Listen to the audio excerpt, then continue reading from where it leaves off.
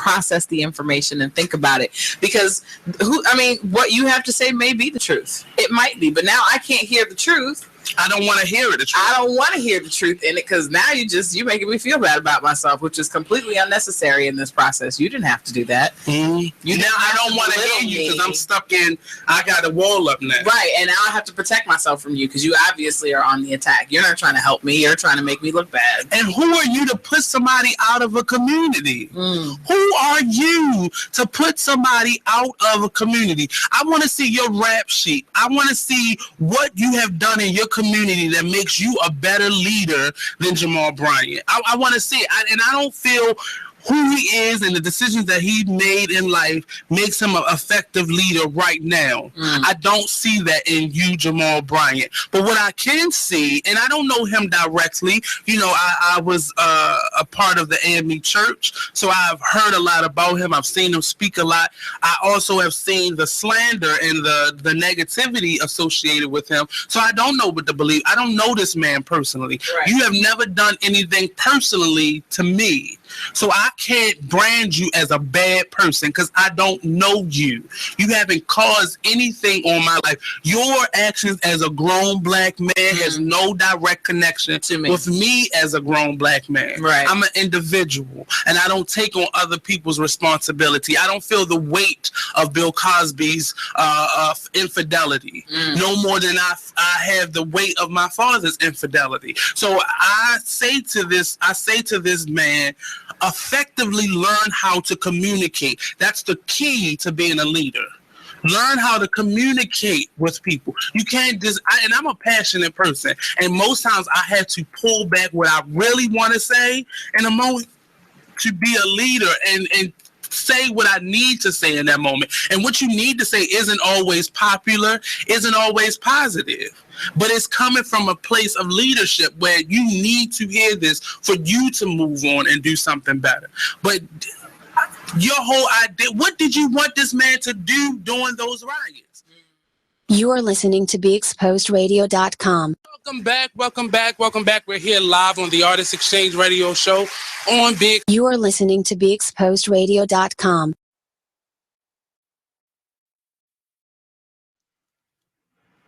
Hey everybody, how you doing on this wonderful Wednesday? TGIW to you, and you.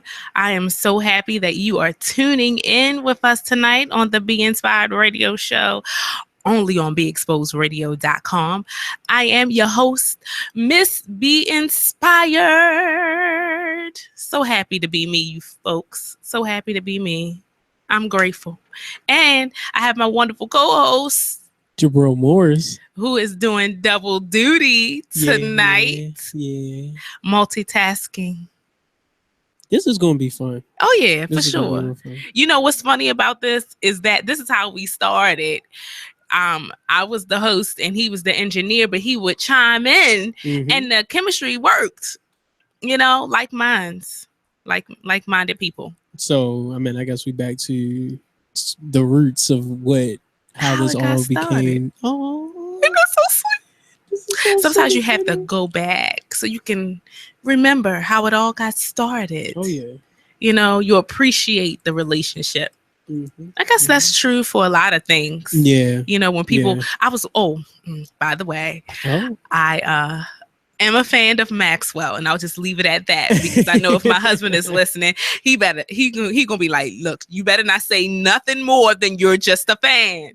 So I am a fan of Maxwell, and I happened to listen to his interview when he was on The Breakfast Club, and he was talking about how, he likes to take breaks in his career sometimes because that allows him to stay grounded. He's not in the limelight, and he likes to go back to being a regular person. A lot of times when people are in the limelight all the time, and especially musicians, they have to keep putting out CDs and music and living up to these expectations of the fans and the people that they work for. They never get a chance to just be normal. So he likes taking those breaks every now and then so he can remember that he's a human being. He's a regular human being. His life is not constantly on display. And he talked about like Sade. we all know who Sade is, and her music is phenomenal, but that's all you know about her. It's her music. You don't know anything about her personal life. And so he was fascinated with that. But I was saying all that to say that sometimes you got to go back to your roots so you can be grounded and you can be humbled. And then you can appreciate what you have more. Exactly. Exactly. That's how I feel like, you never know what you have until it's gone. Exactly. And you never know what you've obtained until you go back to having nothing. Right. So, and that's the truth. Yeah. That is the truth. I mean, I need to write that down somewhere. Come on here. Go ahead, Jabril. I need to write that that's down your saying. Somewhere. Yeah. But that's the truth. I mean, I've been there myself where my family and I, we started out with all of this stuff, and then life happened and we lost a lot of things, and we went back to nothing, but now that things are opening up for us, we appreciate what we have even more. It's not that we were ungrateful before, but just having that moment in time when you can reflect back when, gosh, I remember when I didn't have this, or when I didn't have that, or when I wasn't this, or when I wasn't that. It kind of grounds you, because you're like, okay, look, I've come from a long way. Yeah. Oh yeah. For sure.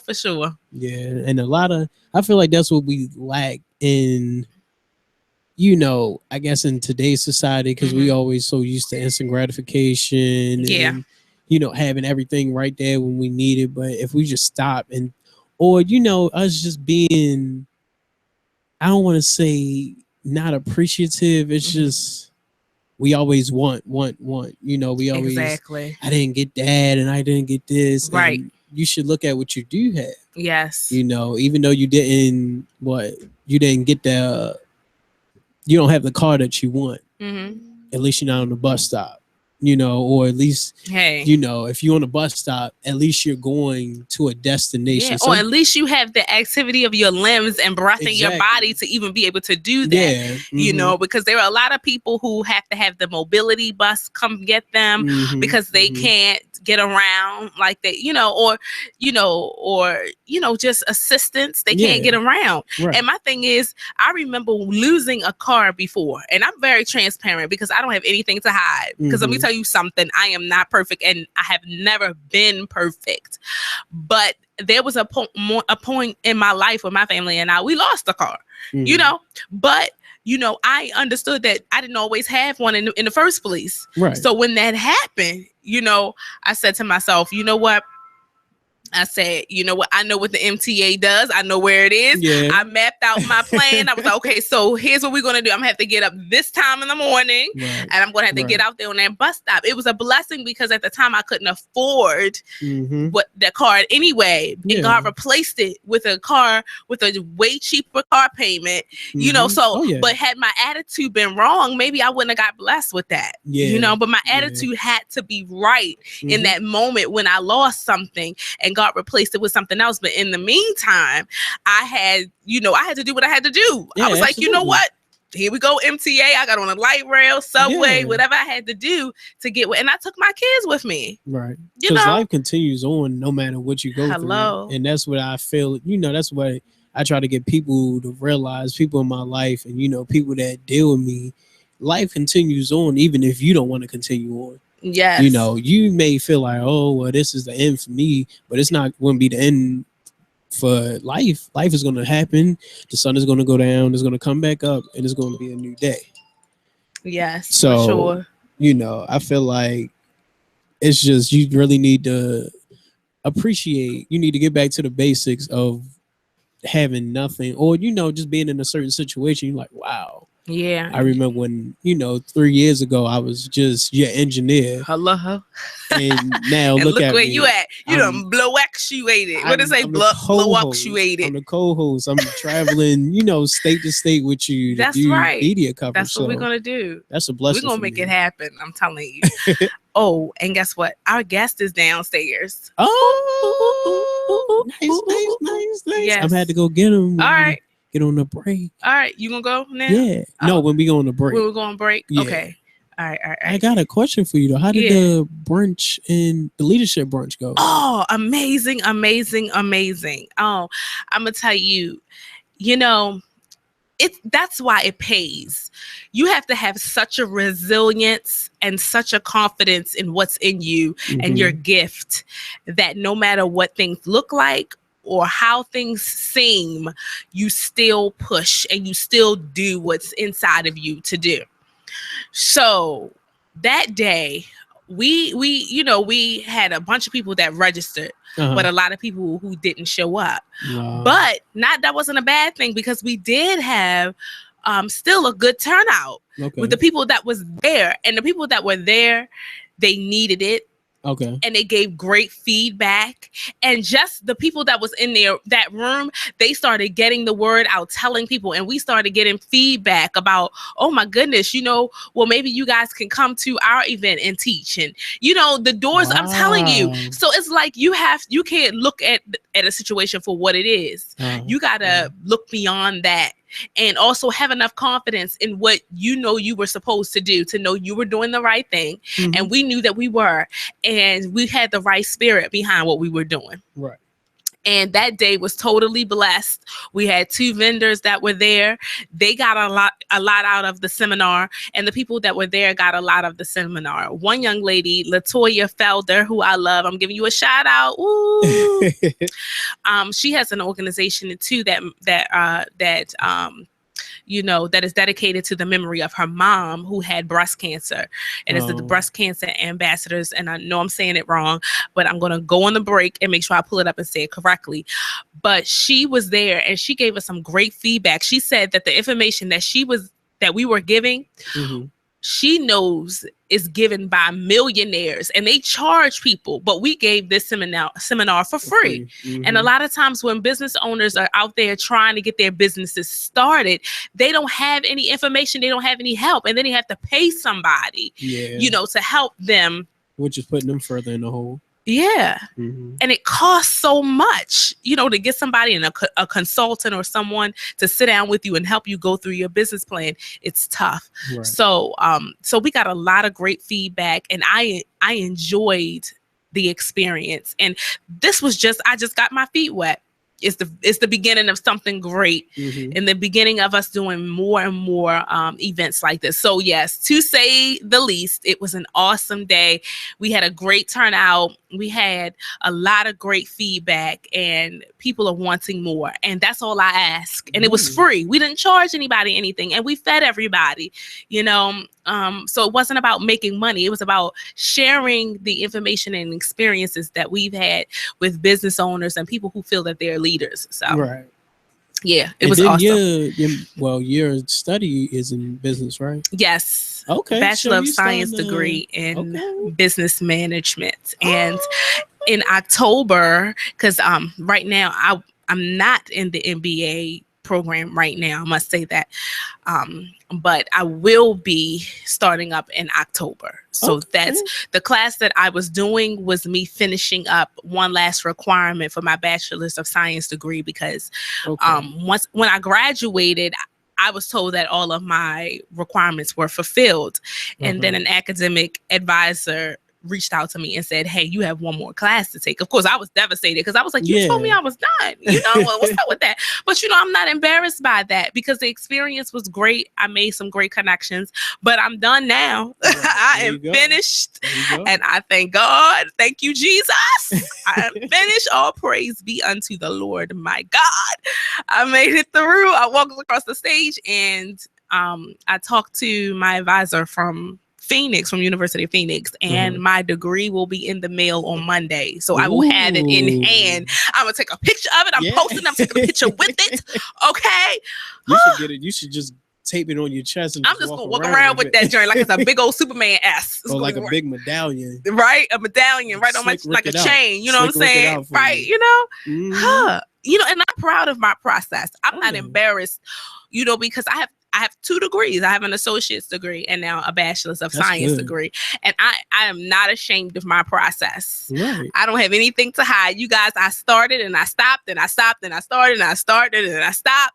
But the fact is, I never gave up. So anybody out there who is in school and you're looking to finish, please press through. It is so worth it. It's rewarding to give yourself that gift, because that's what it is. Don't think of it as a burden. It is a gift to yourself to improve who you are, to broaden your horizons, to give you, more of a chance to excel in this world, because it's so competitive. So why not give yourself that gift to put you on that level? Definitely. So I'm proud of that. I'm telling you, I'm proud of Say you. It with your chest. I'm a graduate. I got me a Bachelor of Science degree. Say it with your chest. Hey, I'm proud of you, because thank you. It's just, school is important. Yeah, it is. First off, because nowadays, if you really want to have comfortable living, you got to have some kind of degree. At first it was, I remember back in the days where it was just like, oh, you just need a high school diploma, and you would be set. Right. But now it's just like you got to have at least a bachelor's, to be making some real money. And then in some fields you need a master's. Like in my field, psychology, I know I need a master's at least to be making 6 figures, or some kind of comfortable living, to where as though I'm not like living paycheck to paycheck. Not that there's nothing wrong with that, because we all gotta do what we gotta do, but right. I mean, the fact is, we're all dealt different cards in life. Some might have a better hand than others, but it really is how you play it and what you do, and for me, I didn't have the greatest start in the world. I wasn't destitute or living from house. Well, there were times when I was living house to house, but I wasn't without. God made sure I had everything I needed, and used different ones, because there was time when I was living with this one or that one. That's how my life was, but God, he made provisions. And so my start wasn't all that great, but I must say that he put something inside me to push. So I want to encourage you to do the same. We're getting ready to go on a break. But when we come back, we're going to have a couple of announcements. And then we're going to go, when we come back from that break, we're going to have our guest for tonight. So you have to stay tuned. Please stay tuned to the Be Inspired Radio Show, only on BeExposedRadio.com. Hi, I'm LeVar Burton, and I'm proud to be a book person. How do I choose a book? Sometimes it's the cover, sometimes it's the title. I guess I'm pretty visual. If a book's really impressing me and the writing is really good, I will peek and see what the last paragraph is, because the endings of books should rock you. I am a book person, and if you're a book person too, read to a child and spark a lifetime of ambition. Join me at bookpeopleunite.org, because reading is fundamental. A public service announcement brought to you by Reading is Fundamental, Library of Congress, and the Ad Council. Green light. Hey girl, school zone. I'm getting hungry. Car changing lanes. You want to meet me for pizza? Stop sign. Intersection clear. Yeah, street. Pizza sounds good. Ballin Street? Girlin Street! It's hard to concentrate on 2 things at once, like texting and driving. Stop the text, stop the wrecks. How will you stop texting and driving? Tell us at stoptextstopwrecks.org. Brought to you by the National Highway Traffic Safety Administration and the Ad Council. Only in the forest can you see this. And this. And this. But nothing beats the moment you see that. Cool! That's your child's eyes opening up to a world of possibilities. I didn't know it could do that! Because one trip to the forest can spark a world of difference. There are some moments only the forest can inspire. Find yours at discovertheforest.org. Learn about forests near you and discover cool things to do when you go, like hiking, canoeing, fishing, or camping. Or create your own adventure with family and friends, and you might just see this. Your moment's out there. Find it at discovertheforest.org. That's discovertheforest.org. Brought to you by the U.S. Forest Service and the Ad Council.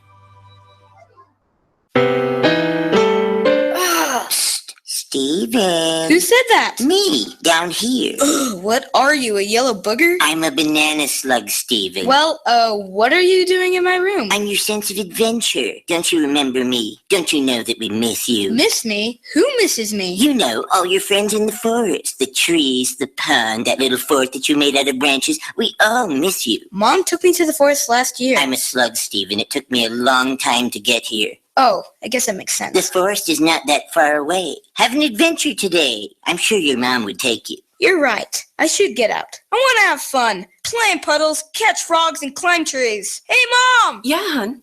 Steven, what is that in your hand? It's my sense of adventure, Mom. It's telling me we need to get out of the house and have some fun in nature today. Come to the forest where the more adventurous you lives. Check out discovertheforest.org. Thinking about getting your GED diploma? Well, here at the GED Pep Talk Center, we've got a number of pep talks that can motivate you. Sometimes things don't always turn out the way you want them to. You know that feeling? People look at you and don't believe in you. You want some gentle encouragement. Then you're on your way to your GED diploma and a better life. But I know they're probably just a little bit nervous. You can find it in yourself to take that first step. You can improve your future. You can do this. I know you can. You need to start pushing yourself. Now get your game face on and take the first step towards a better life. Hurry up. Don't make me repeat myself. Whatever level of motivation you need to get your GED diploma, we've got a pep talk that's right for you. Call 1-877-38-YOUR-GED or visit yourged.org for your pep talk and find free GED classes in your area. GED is a registered trademark of the American Council on Education, brought to you by Dollar General Literacy Foundation and the Ad Council. This is the mother of truth, Baltimore's. You are listening to BeExposedRadio.com. The Be Inspired radio show only on BeExposedRadio.com. TGIW. Once again, this is your host, Miss Be Inspired, and my wonderful co-host, Jabril Morris. I had to say your name because you were a little busy. Jabril Morris.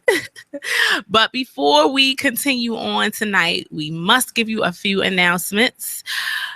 June the 11th from 12 to 5 p.m. is the Be Exposed Radio Open House. Once again, I know, right? The last one was a lot of fun, wasn't it? Yeah. Actually, I didn't get a chance to get to the other one. Yeah. Oh, you weren't there. That's right. Oh, I did miss you because I called you. I was like, wait a minute, where are you? But the other one, it was really nice. Everyone that we've had has been great. So this is the third one that's coming up. The Be Exposed Radio Open House, Saturday, June the 11th from 12 to 5 p.m. And then there is an after party at Rumba Tropical Lounge. Will you be able to come to the after party this time? I don't know. We'll see. I would like to, but when you're a mommy and all those things, you know, those things take precedence. Yeah, definitely. But I probably will go this time. I'm not going to let anything stop me. There was some other little stuff going on, but I'll leave that alone. But yes, please attend the Be Exposed Radio Open House Saturday, June the 11th from 12 to 5 p.m. and the after party at Rumba Tropical Lounge right afterwards. So you have to hang out for the whole day with the Be Exposed Radio family. We would love to have you, all you business owners, all you hopeful business owners, past guests, family, friends. We want you at 110 East Lexington Street, Baltimore, Maryland, 21202 on Saturday, June the 11th from 12 to 5 p.m. We need you here at the Be Exposed Radio Open House. Also, I must let you know that next week I'm so excited. And Shonda, if you are listening, I'm giving you a shout out because I know you are just as excited as I am. June the 9th through the 12th, 2016 is the Refreshing Springs Outreach Women's Refreshing Conference 2016 all right. in Lancaster, Pennsylvania at the Best Western Eden Resort. You'll probably hear Dr. D talk about it a little bit during her session, the Breaking Barriers session. Right. She will mention it, but I will be there. A bunch of my friends I know will be there. I will be singing on the praise team. Right? You're going to be doing dancing too? You know, I'm going to use my vocals a little bit. I'm going to, you know, do a little something, you know, but I'm singing in the background. I'm not going to be doing any solos. A little background. That's all. Just a little background. But anyway, so please keep that on your radar. If you want to register for the conference, go to rso.today.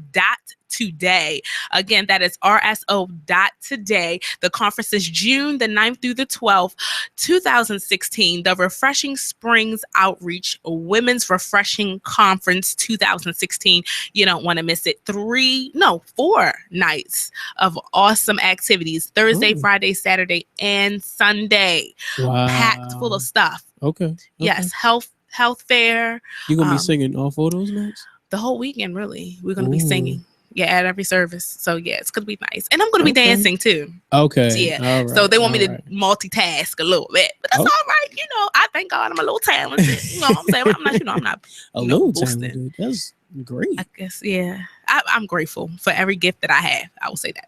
So anyway, it's not about me. I want you to focus on the conference. June the 9th through the 12th, 2016. Refreshing Springs Outreach Women's Refreshing 2016. Go to rso.today and register. So that's it for me. We're getting ready to go on a break. And when we come back, I'm going to set you up because we have some great guests in the building with us. You don't want to miss it. Come back to the Be Inspired Radio Show only on BeExposedRadio.com. You're struggling with your mortgage. You think about it. You don't do anything but think about it. What are we going to do if we lose the house? Where are we going to go? At work. I can't let anybody find out. I'm so embarrassed. At dinner. How can I tell the kids? It's going to wreck their lives. And at 3 o'clock in the morning. I don't know what to do. I don't know how to get through this. What's going to happen to us? It's time to stop thinking. It's time to start dialing. Call 1-888-995-HOPE for a free government program that offers expert one-on-one advice about your mortgage options. I'm all alone. No, you're not. We've helped over 1 million homeowners, and we want to help you. And now there are more ways to help. Call 1-888-995-HOPE or visit makinghomeaffordable.gov. Brought to you by the U.S. Treasury, HUD, and the Ad Council. Hey everybody, it's Monty, the executive producer here at BeExposedRadio.com, and I'm here to talk about my show. I know, how selfish, right? Talk Lately with me, Monty, every Tuesday at 7 p.m. So what do we talk about on this show? I can tell you this. There has never been a show that I have gotten completely through the full agenda because our topics, our conversations are just that damn good. I cover politics, gossip, entertainment, and hey, I love a good panel discussion. Hey, get a group of people in here and let us debate it out. That is the best thing in the world. Not to mention, I take calls and texts, and I'll debate with you too. So why don't you get involved and be heard? What's that old adage? Closed mouths don't get fed. That says it all. So join me every Tuesday at 7 p.m. right here on BeExposedRadio.com.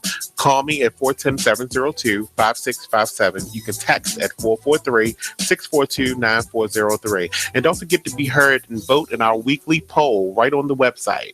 Check it out. You are listening to BeExposedRadio.com. You are listening to BeExposedRadio.com, the home of Talk Lately with Monty, every Tuesday at 7 p.m. Throw it up, watch it all fall out.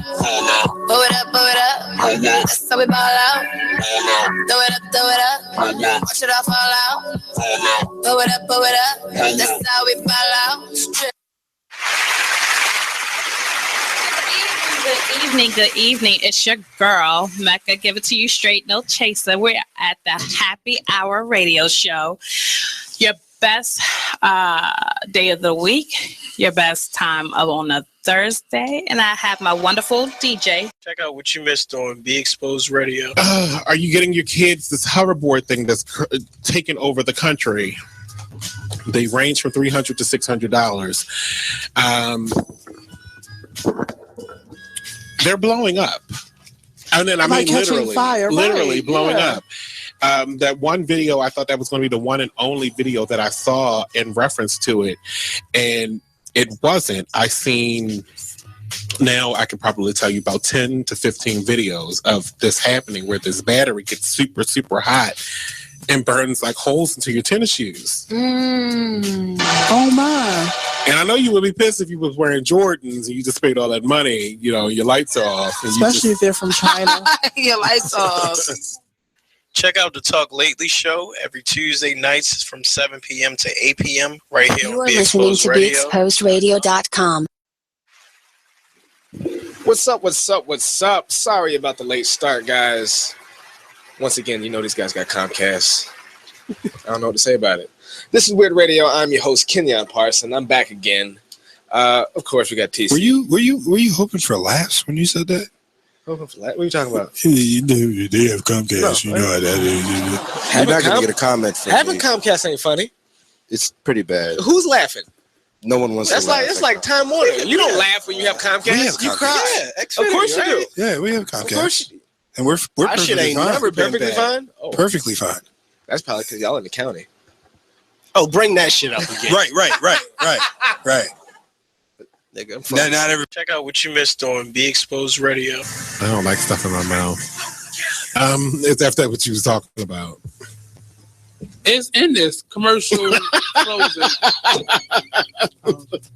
No, seriously, I don't. I'm a germaphobe. Everything on your body is dirty. Everything. So I'm damn sure I ain't gonna put it in my mouth. That's probably why I'm single. Thank you.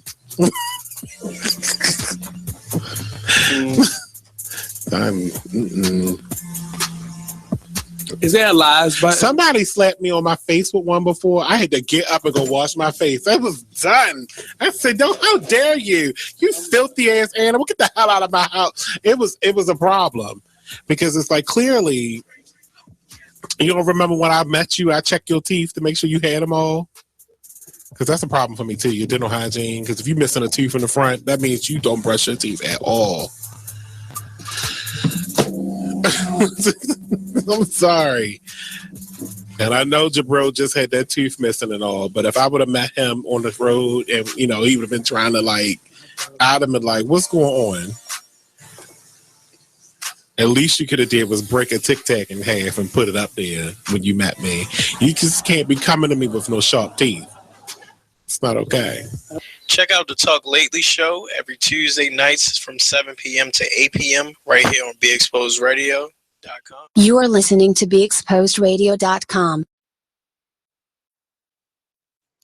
We're back. Oh my goodness. You know what? It is so hard to come back without my hand clap. Jabril, where's my hand clap? Our applause. Okay, you guys, we are back. TGIW once again. You're listening to the Be Inspired Radio Show only on BeExposedRadio.com. I'm your host, Miss Be Inspired. Okay, so, and I'm getting instructions in the background. But we are live, you guys, on a wonderful Wednesday, bringing you inspiration to get you through the rest of your week. I hope you're enjoying your week so far, and I hope you have a fabulous rest of the week. But I'm excited because I have two wonderful guests in the studio with me tonight. I'm excited to talk with them. I hope you all who are looking to buy homes or, you know, in the market right now to sell, what have you, I hope you're listening because we're about to talk about some good stuff, some good information. Get your pen, get your pad, or whatever you use. You know, we're in an electronic society now. People use their phone and iPads and all that stuff now. So whatever you use to take notes, get it out because we're going to have a great conversation. So I'm in the studio now with Deshaun Jennings and Nika White. Woo! I don't have my hand clap, so I'm gonna make my own. But I'm so glad they are here. They are from Keller Williams Realty. They're going to be talking to us about some good stuff. We're going to ask some questions. Don't be afraid to chime in. We're going to go live on Facebook in a few minutes so you guys can interact with us. But this is a good night. So I want them to say hello to you and give a little background of who they are. So I'll start with Deshaun. All right. Good evening, everyone. And thank you, Naomi, and everyone for having us here. We're very excited to be a part of the show today. So as Naomi said, my name is Deshaun Jennings. I'm a realtor with Keller Williams Excellence out in Timonium. And we're just excited to be here. I've been a realtor since 2013. And I'm just enjoying the business. Wow. Okay, Nika. And hi, everyone. I am Nika White. I am also a realtor with Keller Williams Excellence.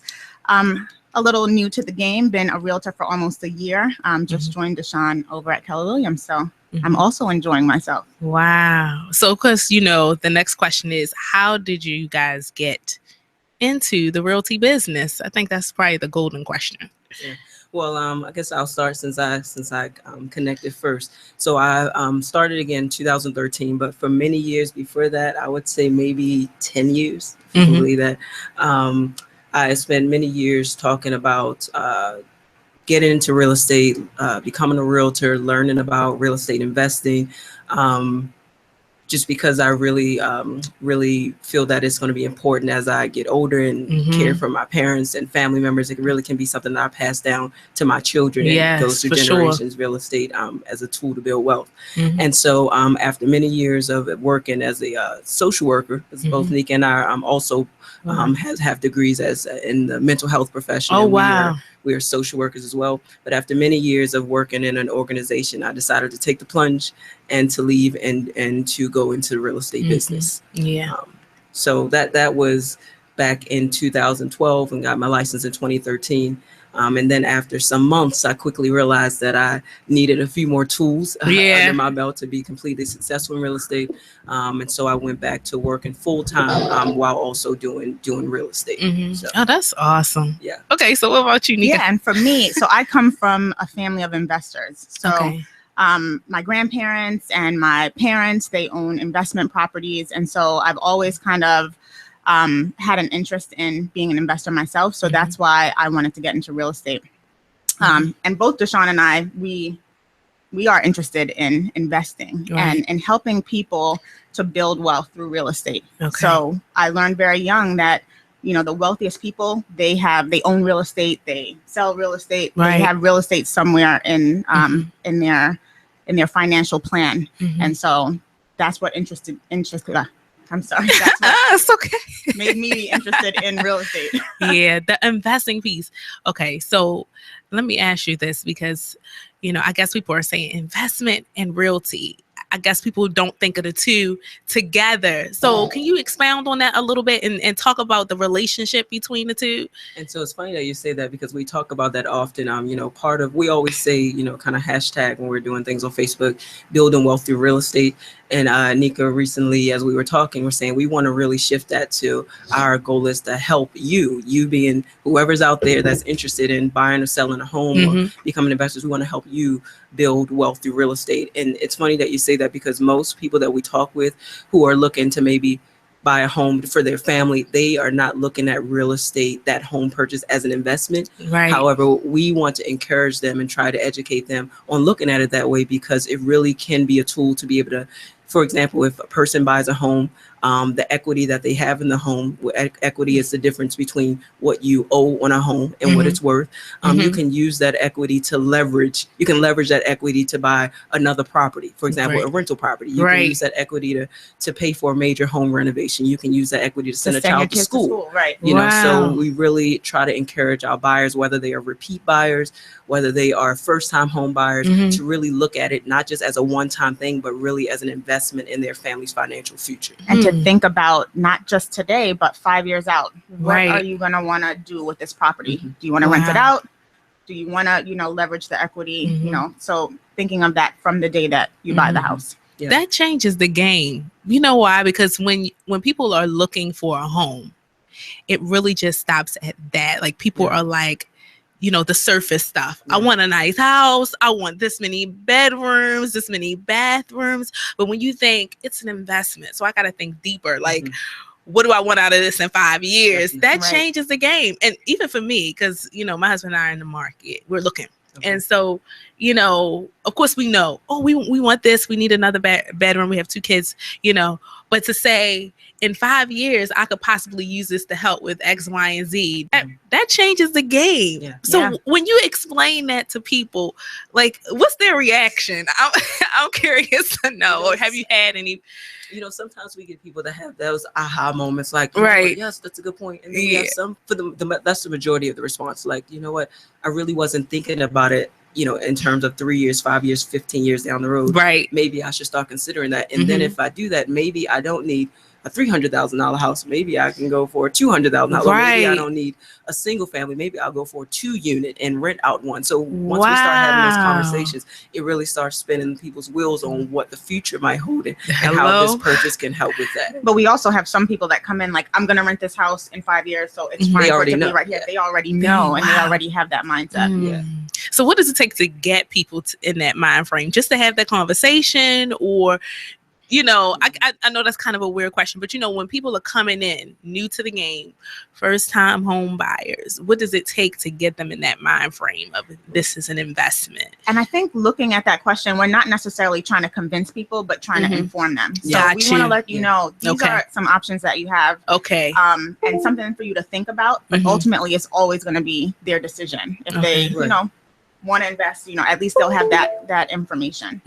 Okay. However, it is an investment. You know, when you're buying a home, it is an investment. And so, yeah, we're not trying to convince them. We're just trying to inform them. And that's kind of really when we talk with people, our responsibility is to help you make informed decisions regarding your family's financial future. And buying a home definitely impacts, you know, in good and bad ways, depending on your purchase, your family's financial future. Okay. So what so you guys work together in business? Because I read the bio, you're partners in life and partners in business. So so how does that work, and how did you guys decide to do that? 2 heads are always better than one. I guess so. You can get more ground covered as a team. And Nika's is much better than mine. So but no, seriously. So we move really this out the way, because I can't see. You know, I gotta be real. This is not working. Let's put this down so I can see faces. All right, there we go. That's good.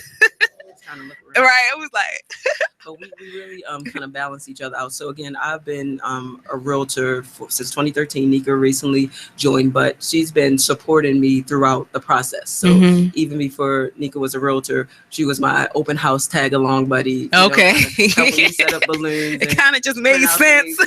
And picking up the cookies. And all that kind of stuff at the open house. So we've always been, and then it really just made sense recently for us to kind of go in together. We have really different personalities, and different strengths. And so we balance each other out, and we've seen some success over the last couple of months with us kind of tag teaming the process. That's good. But we come with the same kind of values and the same outlook. And we ultimately we're social workers first, and we always want to help people. And so our goal is, how can we serve people, and how can we use real estate to really make communities better? I love it. Make families better. So we share that.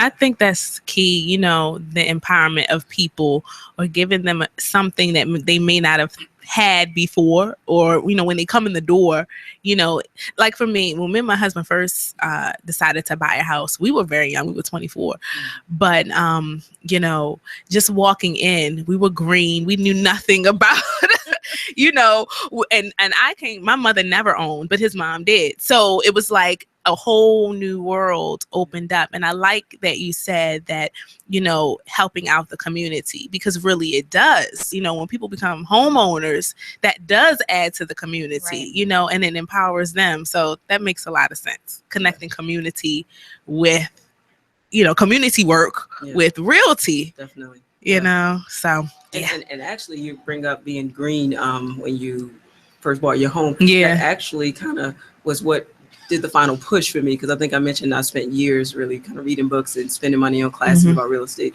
But it was actually when I bought my home, I realized that there was so much that I did not know that impacted my transaction. And so, you know, I made it it was my decision that I would become knowledgeable, and I would help other people who were in my position at that time to be knowledgeable and make informed decisions. So So, okay, here's I guess another golden question. What type of market are we in right now? And I know somebody asked me that question. Like, ask that question because I need to know.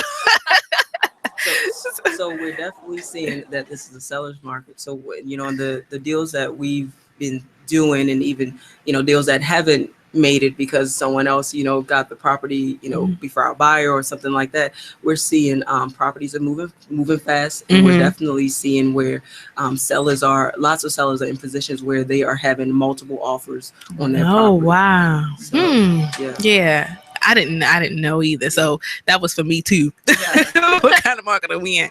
So, but does that have an impact on the buyer, on the types of deals that they can get? Since we're in a seller's market? I think for the buyer, that means that they definitely kind of have to come correct and have a fair offer. Okay. They have to be decisive. We've worked with some buyers that, I know it's a big decision. But they waited too long to make a choice, and by the time they said, I want that house, it was already gone. We're talking about in a day. Oh, wow. Yeah. Because the thing is, if we're taking buyers out and the things that they find appealing about the property, other people are finding appealing about the property. Right. So we're in a market where other folks are making offers. And so we have to come with strong offers. We have to, use the comps to justify offers and really make fair offers, because the sellers are going to be comparing all the offers and terms to make what they feel is the best choice for them. Okay, so I'm going to take a pause right here and tell folks, okay, so if you're listening, first of all, if you're in the market and you're a buyer, come correct. Make sure you have your stuff together. Make sure you have your stuff together, okay? Because somebody else might want that house too, okay? And all you sellers, well, you just in the right place at the right time, because this is your world right now. All right, so what I want you to do is call in if you have any questions, 410-702-5657, or for all of my introverted listeners, you can text at 443-642-9403, and we want to hear from you if you have questions. We're going to also go on Facebook Live in just a few minutes, so if you want to interact that way, please feel free to do so. But we're talking to Deshaun Jennings and Nika White from Keller Williams Realty, and we're talking about this realty thing, y'all. If y'all looking to buy a home, it's an investment. Don't look just at the type of house you're going to get. Think about what's going to happen a couple of years down the line, what you want for that house. So I don't want to get too deep into another question, because in like 2 minutes, we're going to go on a break. But I guess what inspires you the most about the realty world or being in the work that you're in? And then after the break, I'm going to ask you, how is it different from the social work world? But that's after the break. I know that's a different question, but I just thought of it. But what inspires you? I think what inspires me is that there is no limit to what you can do and how much you can make with real estate. So as much time and effort as you put in, that's how, much you can make and much you can do, and how much you can give back. So that's what excites me and what inspires me about real estate. Wow. And I'll just add to that the same thing. We talk about it all the time.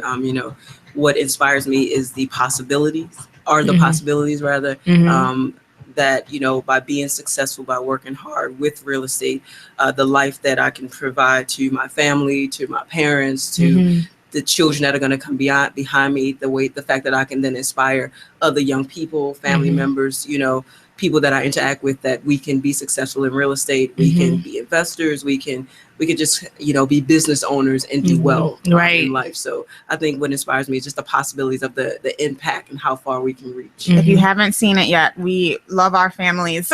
And we love our communities, and we are here on this earth to help people. So. And I think too, just through knowing you guys, you're very supportive. I think that's an awesome trait as a realtor, because when you're going through the process, you need that support. You like, oh goodness,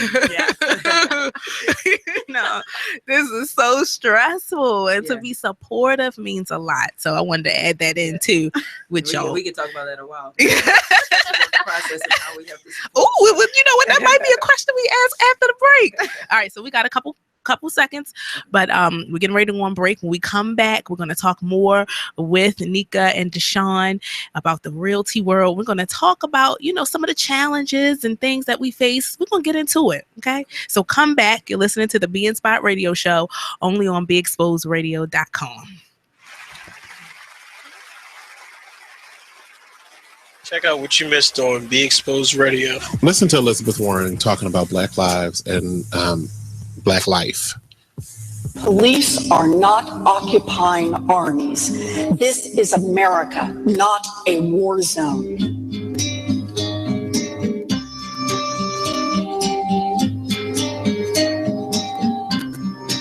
I speak today with full knowledge that I have not personally experienced and can never truly understand the fear, the oppression, and the pain that confronts African Americans every day. Don't you just want to kill yourself? I mean, not from what she was saying, but from the music that was playing in the background.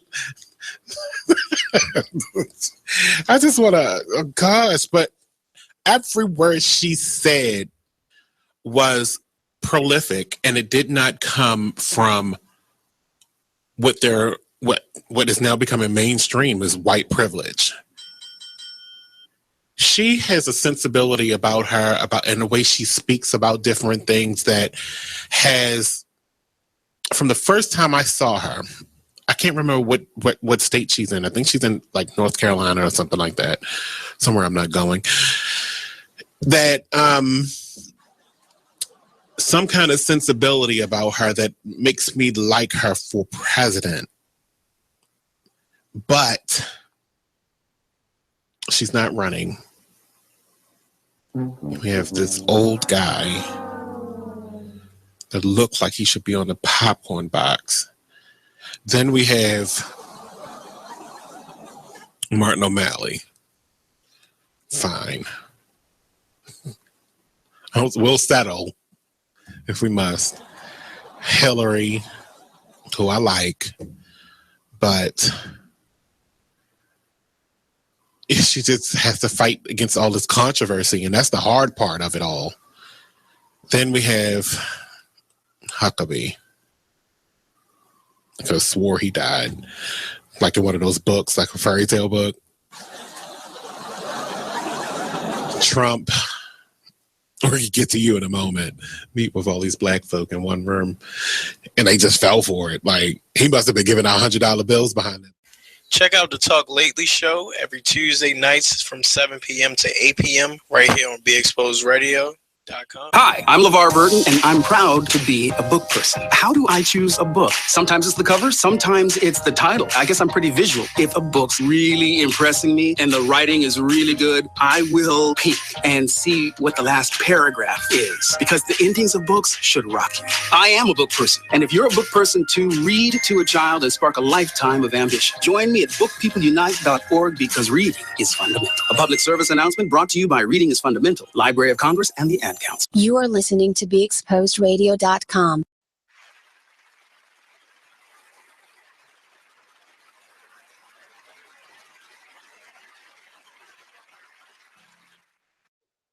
Oh my goodness. Well, that's okay. Y'all just came on our break time conversation. It's all right. This is live entertainment. That's what happens. So you're listening to the Be Inspired Radio Show only on BeExposedRadio.com. I'm your host, Miss Be Inspired, and my co-host Jabril. He's working hard right now. He's doing all the engineering and stuff right now, but he'll be back with us next week, really getting involved with our conversations. But we're here with Nika White and Deshaun Jennings of Keller Williams Realty. You guys can say hello if you want. It's okay. But we in here just having a good time and really talking about I didn't hear that. What'd you say? We live on YouTube. Look, it's so funny. You guys, if you're looking on YouTube, try multitasking and having your engineer talking in this ear, and then you're trying to have a conversation with your guests. Not easy. But we're also live on YouTube. So go to Be Inspired Radio Show. Look that up. Be Inspired Radio Show on YouTube, and you'll be able to see us and hear us live. You'll see our wonderful faces. Hello. How y'all doing out there? YouTube family, we love you.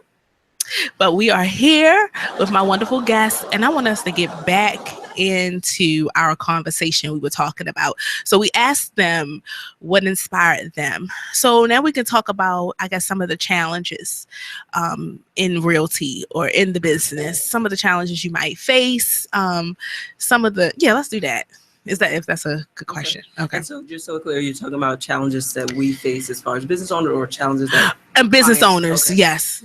All right, so I guess, as I think I mentioned in 2013 when I first got my license and I took the plunge and left up my career and started working full time. One of the most challenging aspects that I found about the business and that in talking with other newer agents is just kind of building systems. To actually have a sustainable, successful business that. And building systems that kind of the way the business can kind of operate without you manning every single aspect of the business.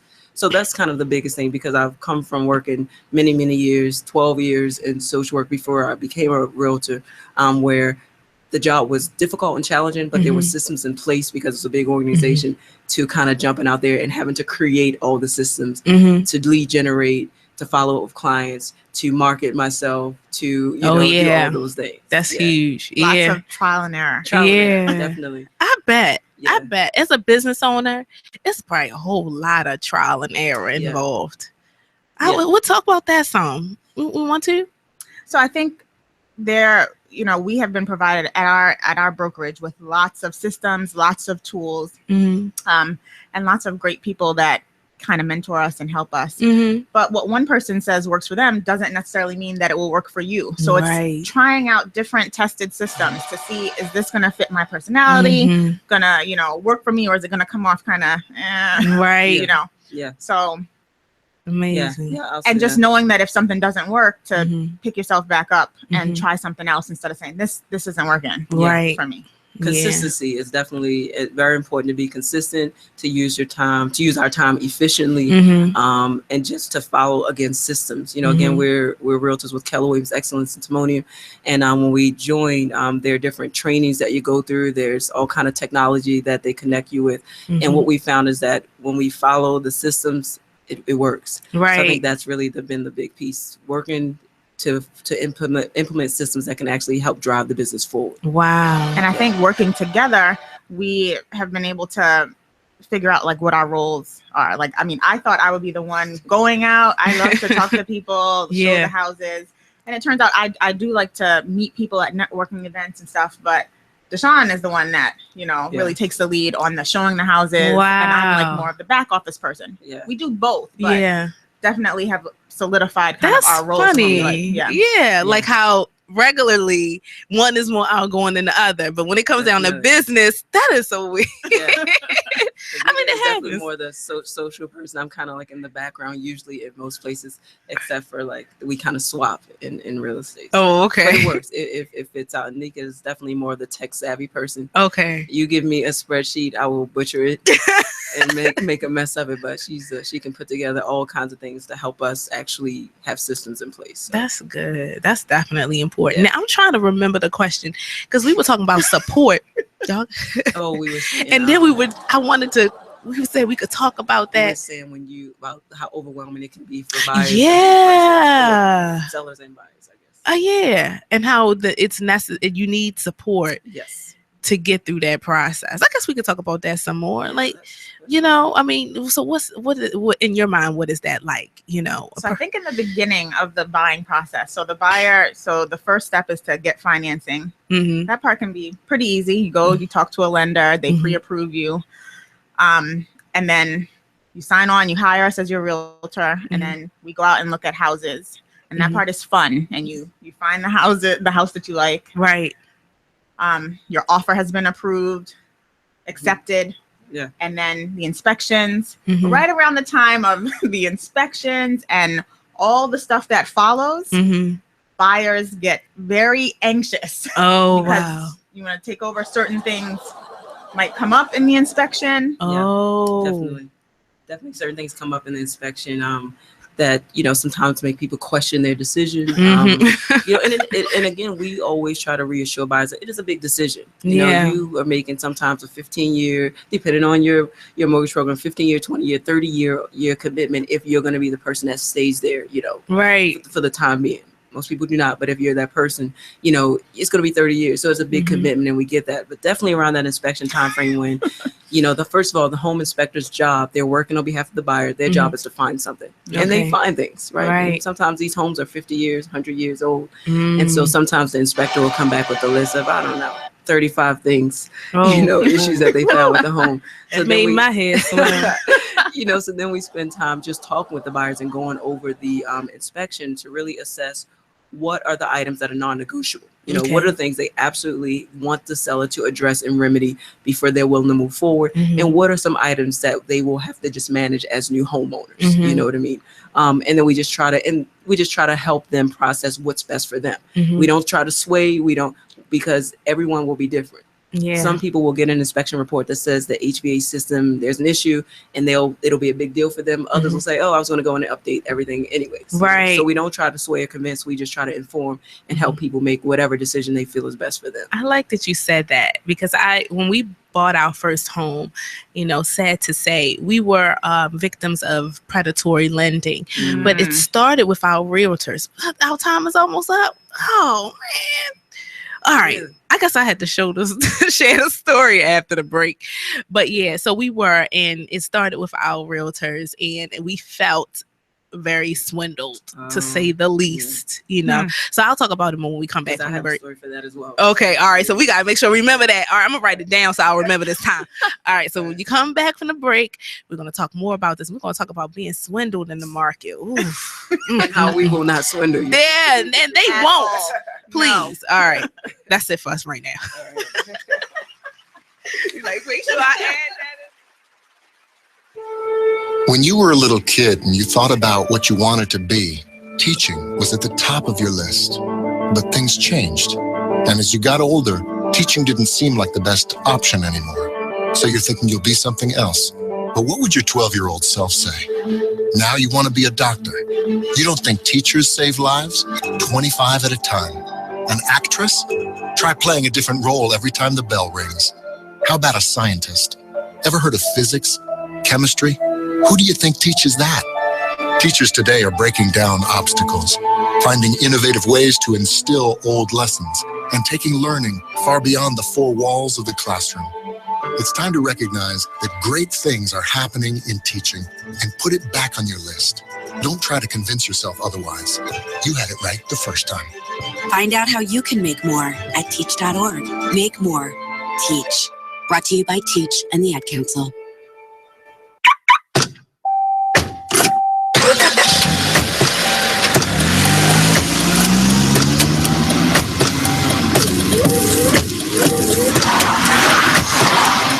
Driving has a rhythm all its own. Don't wreck it with a text. Before you get behind the wheel, silence your phone. Or better yet, designate a texter.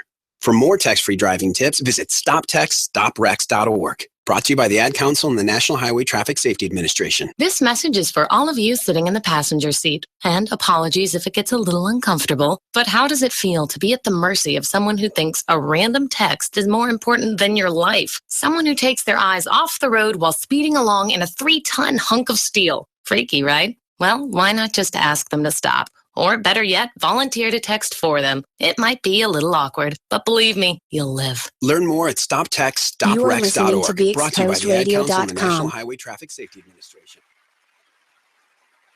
Oh my, we're back again. I need that hand clap. It was on that time. Oh my goodness, I missed it. We're back on the Be Inspired Radio Show on BeExposedRadio.com. You had me, Jabril. You good. You was on your job that time. I just wasn't paying attention. But before we left, by the way, this is Miss Be Inspired.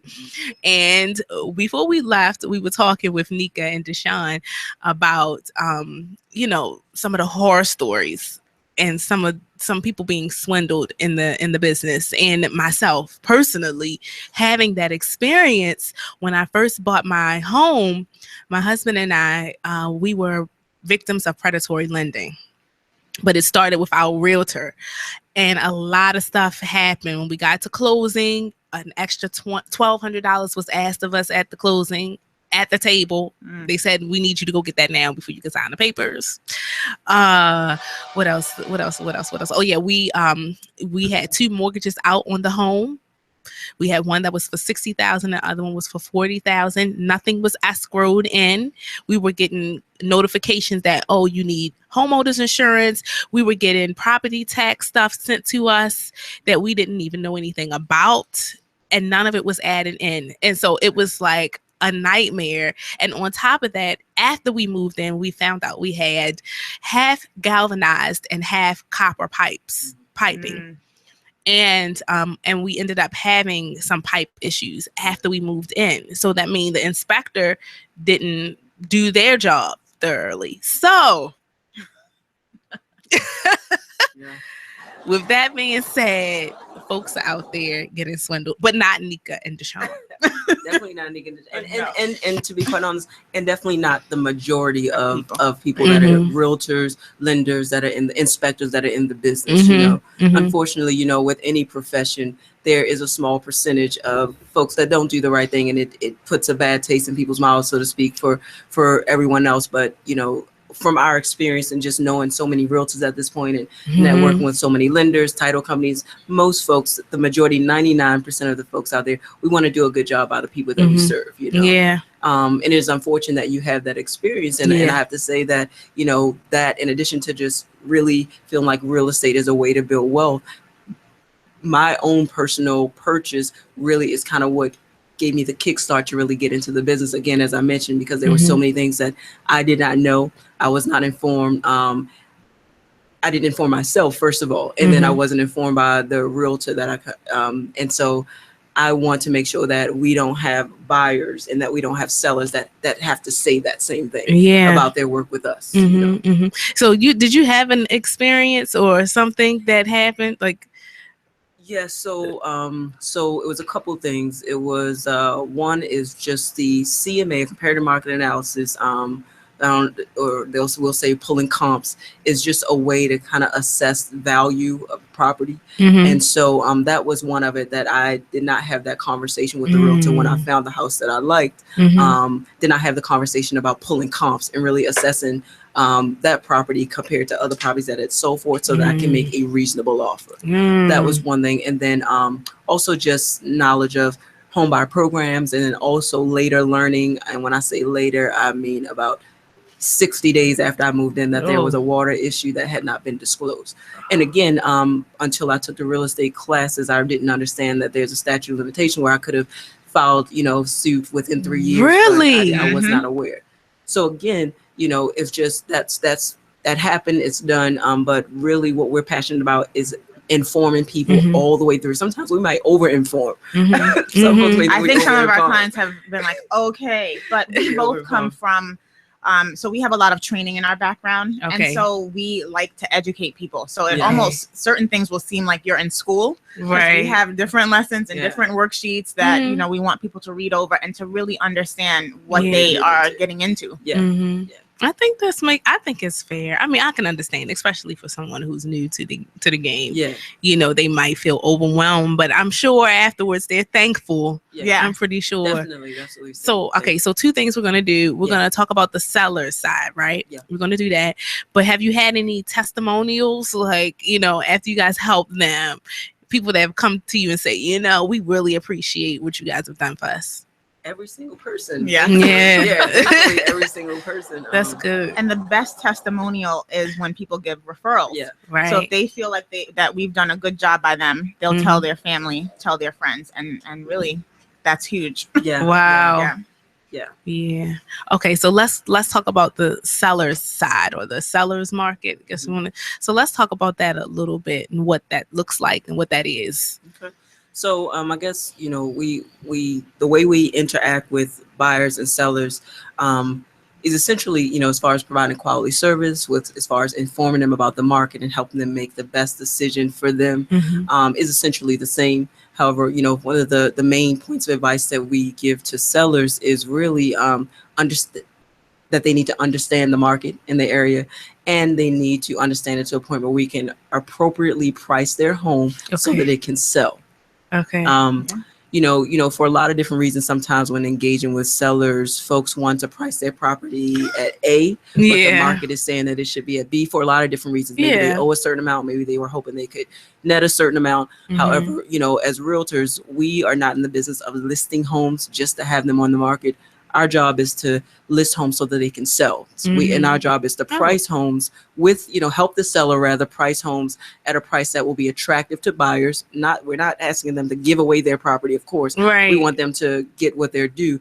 However, we don't want to overprice homes and then run the risk of having properties sitting on the market for long periods of time. Because buyers are savvy and they're not going to overpay when they and their realtors are pulling comps and know what the property's worth. Yeah.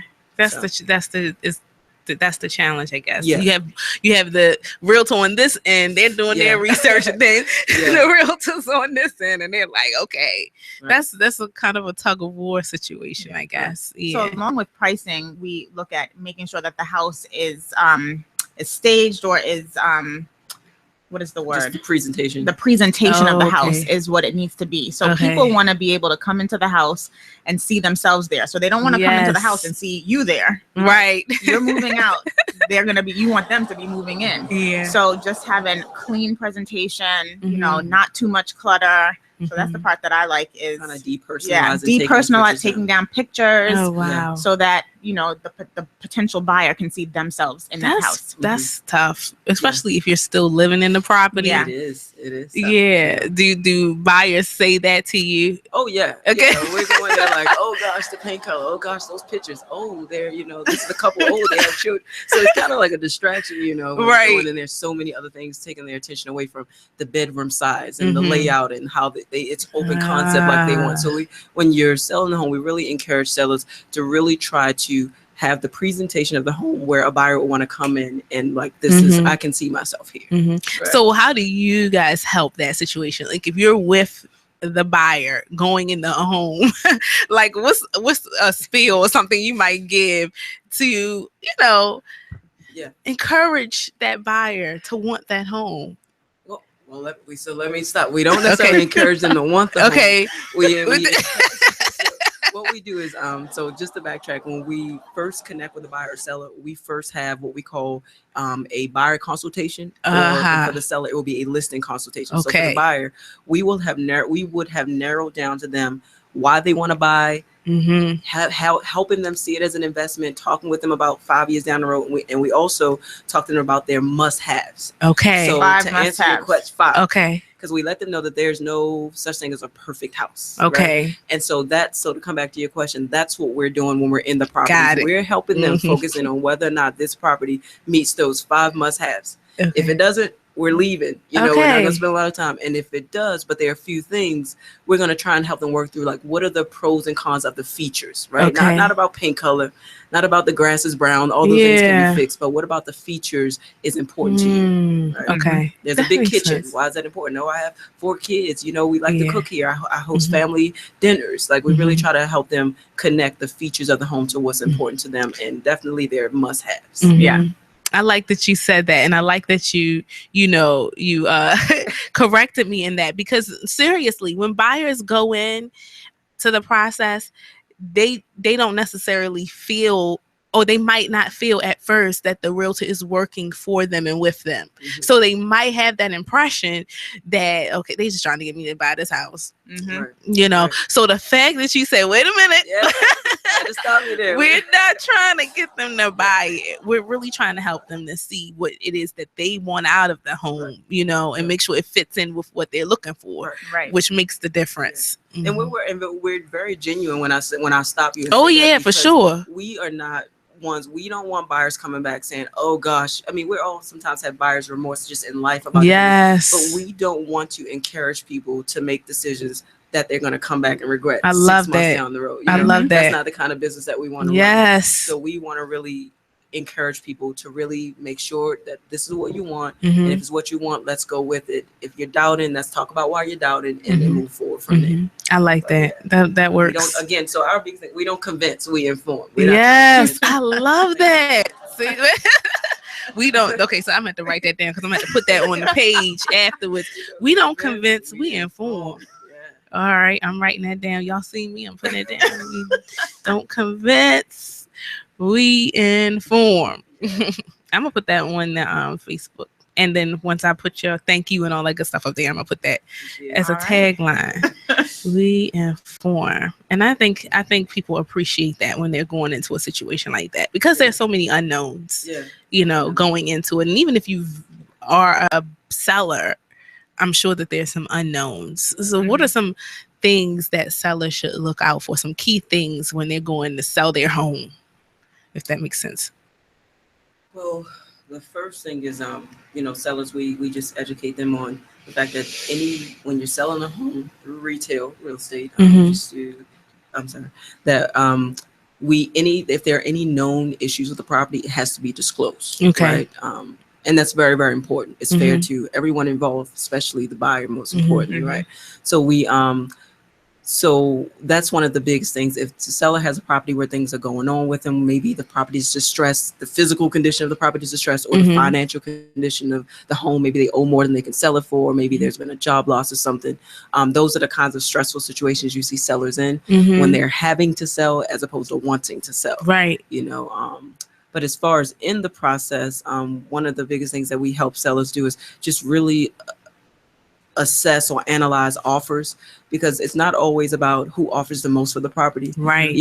We look at all the terms. We look at, we help the seller assess how much the person or the buyer is offering, respective of what they're asking for and respective of what the comps are saying. Yeah. And we also help them assess how soon the person's looking to close or how long out they're needing to go. We had them look at how much seller help that the buyer is asking for and what kind of financing they're getting.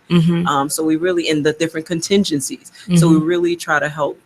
One of the challenges with sellers, because it's so overwhelming, is just assessing all of it, all of the offer, and making the best decision, not just how much a person's offering. Right. Unless, of course, how much they're offering is the most important. Right. That might be one of their top fives. Right. But for some sellers, it's like, okay, I know this person's offering $5,000 more, but they can't close for 60 days. This person can close in 30, and I need to get out of this house. Right. So, we really help them make whatever decision is best for them. I like that. Okay. I was going to ask you, Nika, what are some of the coolest things you've learned so far since you're really just getting into the business? Some of the coolest things I've learned. You put me on the spot. I did. Gosh, everything that I've learned is very cool. What are some things that you know what we'll do? Go ahead. When we're gonna go on a break because we got a break, and then we can come back. I just thought about it, because when you're new to something, it's like a new world. You're learning all these different things. So when we come back, I have my answer already. So see, all right, when we come back from the break. All right, so we're going to go to break and we come back more with Deshawn and Nika of Keller Williams Realty coming at you on the Be Inspired Radio Show on BeExposedRadio.com. All right. When you were a little kid and you thought about what you wanted to be, teaching was at the top of your list. But things changed. And as you got older, teaching didn't seem like the best option anymore. So you're thinking you'll be something else. But what would your 12-year-old self say? Now you want to be a doctor. You don't think teachers save lives? 25 at a time. An actress? Try playing a different role every time the bell rings. How about a scientist? Ever heard of physics? Chemistry? Who do you think teaches that? Teachers today are breaking down obstacles, finding innovative ways to instill old lessons, and taking learning far beyond the four walls of the classroom. It's time to recognize that great things are happening in teaching and put it back on your list. Don't try to convince yourself otherwise. You had it right the first time. Find out how you can make more at teach.org. Make more. Teach. Brought to you by Teach and the Ad Council.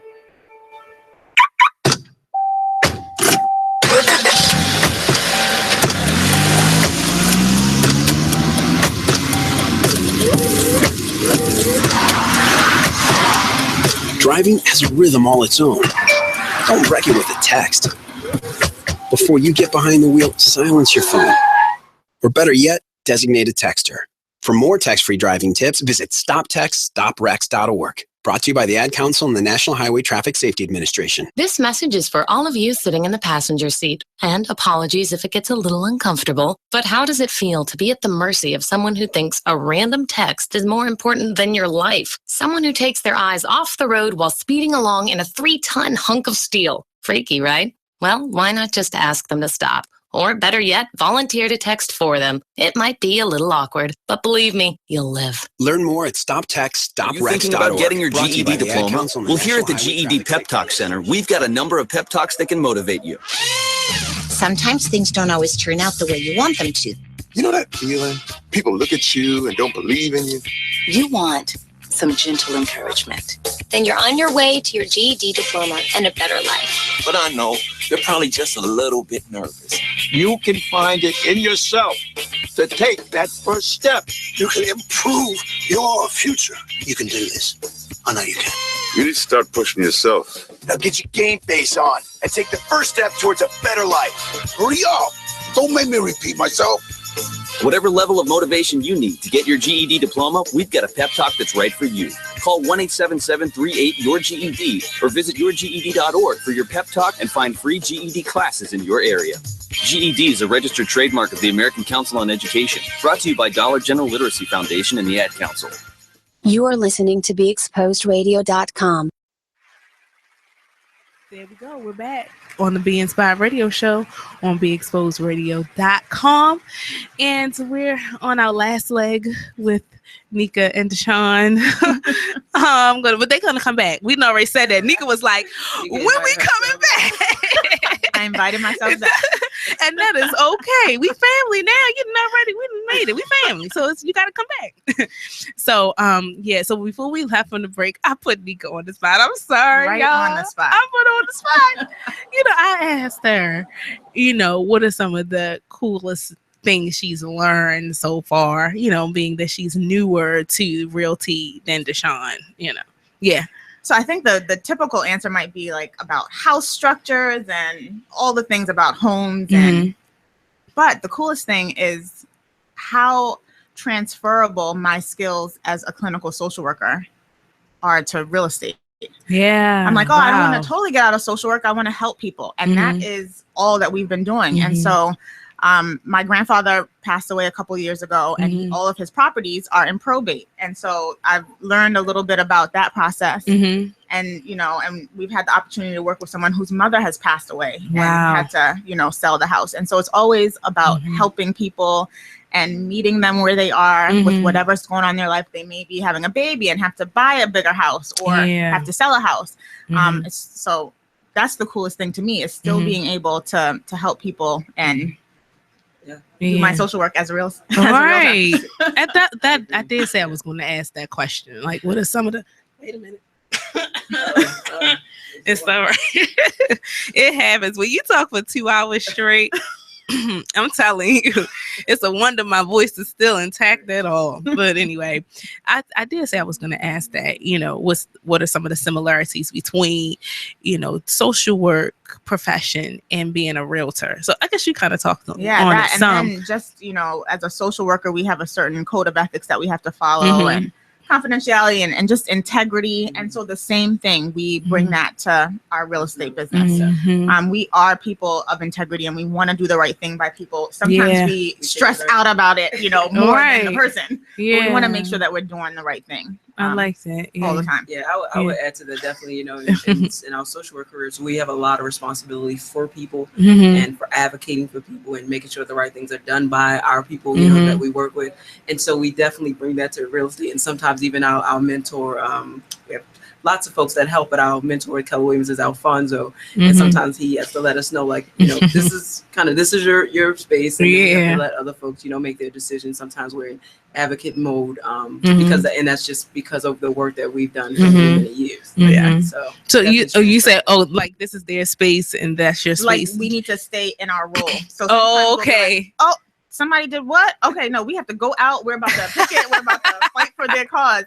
And that's not our role as a realtor. And so we have to step back. That's and funny. And allow people to make their decisions. Yeah. Even though we're trying to advocate for their best interest, Mhm. We inform people and we have to let them make their decisions. Wow, So that's it's probably funny, hard at first. Yeah. Being in that profession when you first come into realty, especially if people come to you and they talk to you about their personal issues too.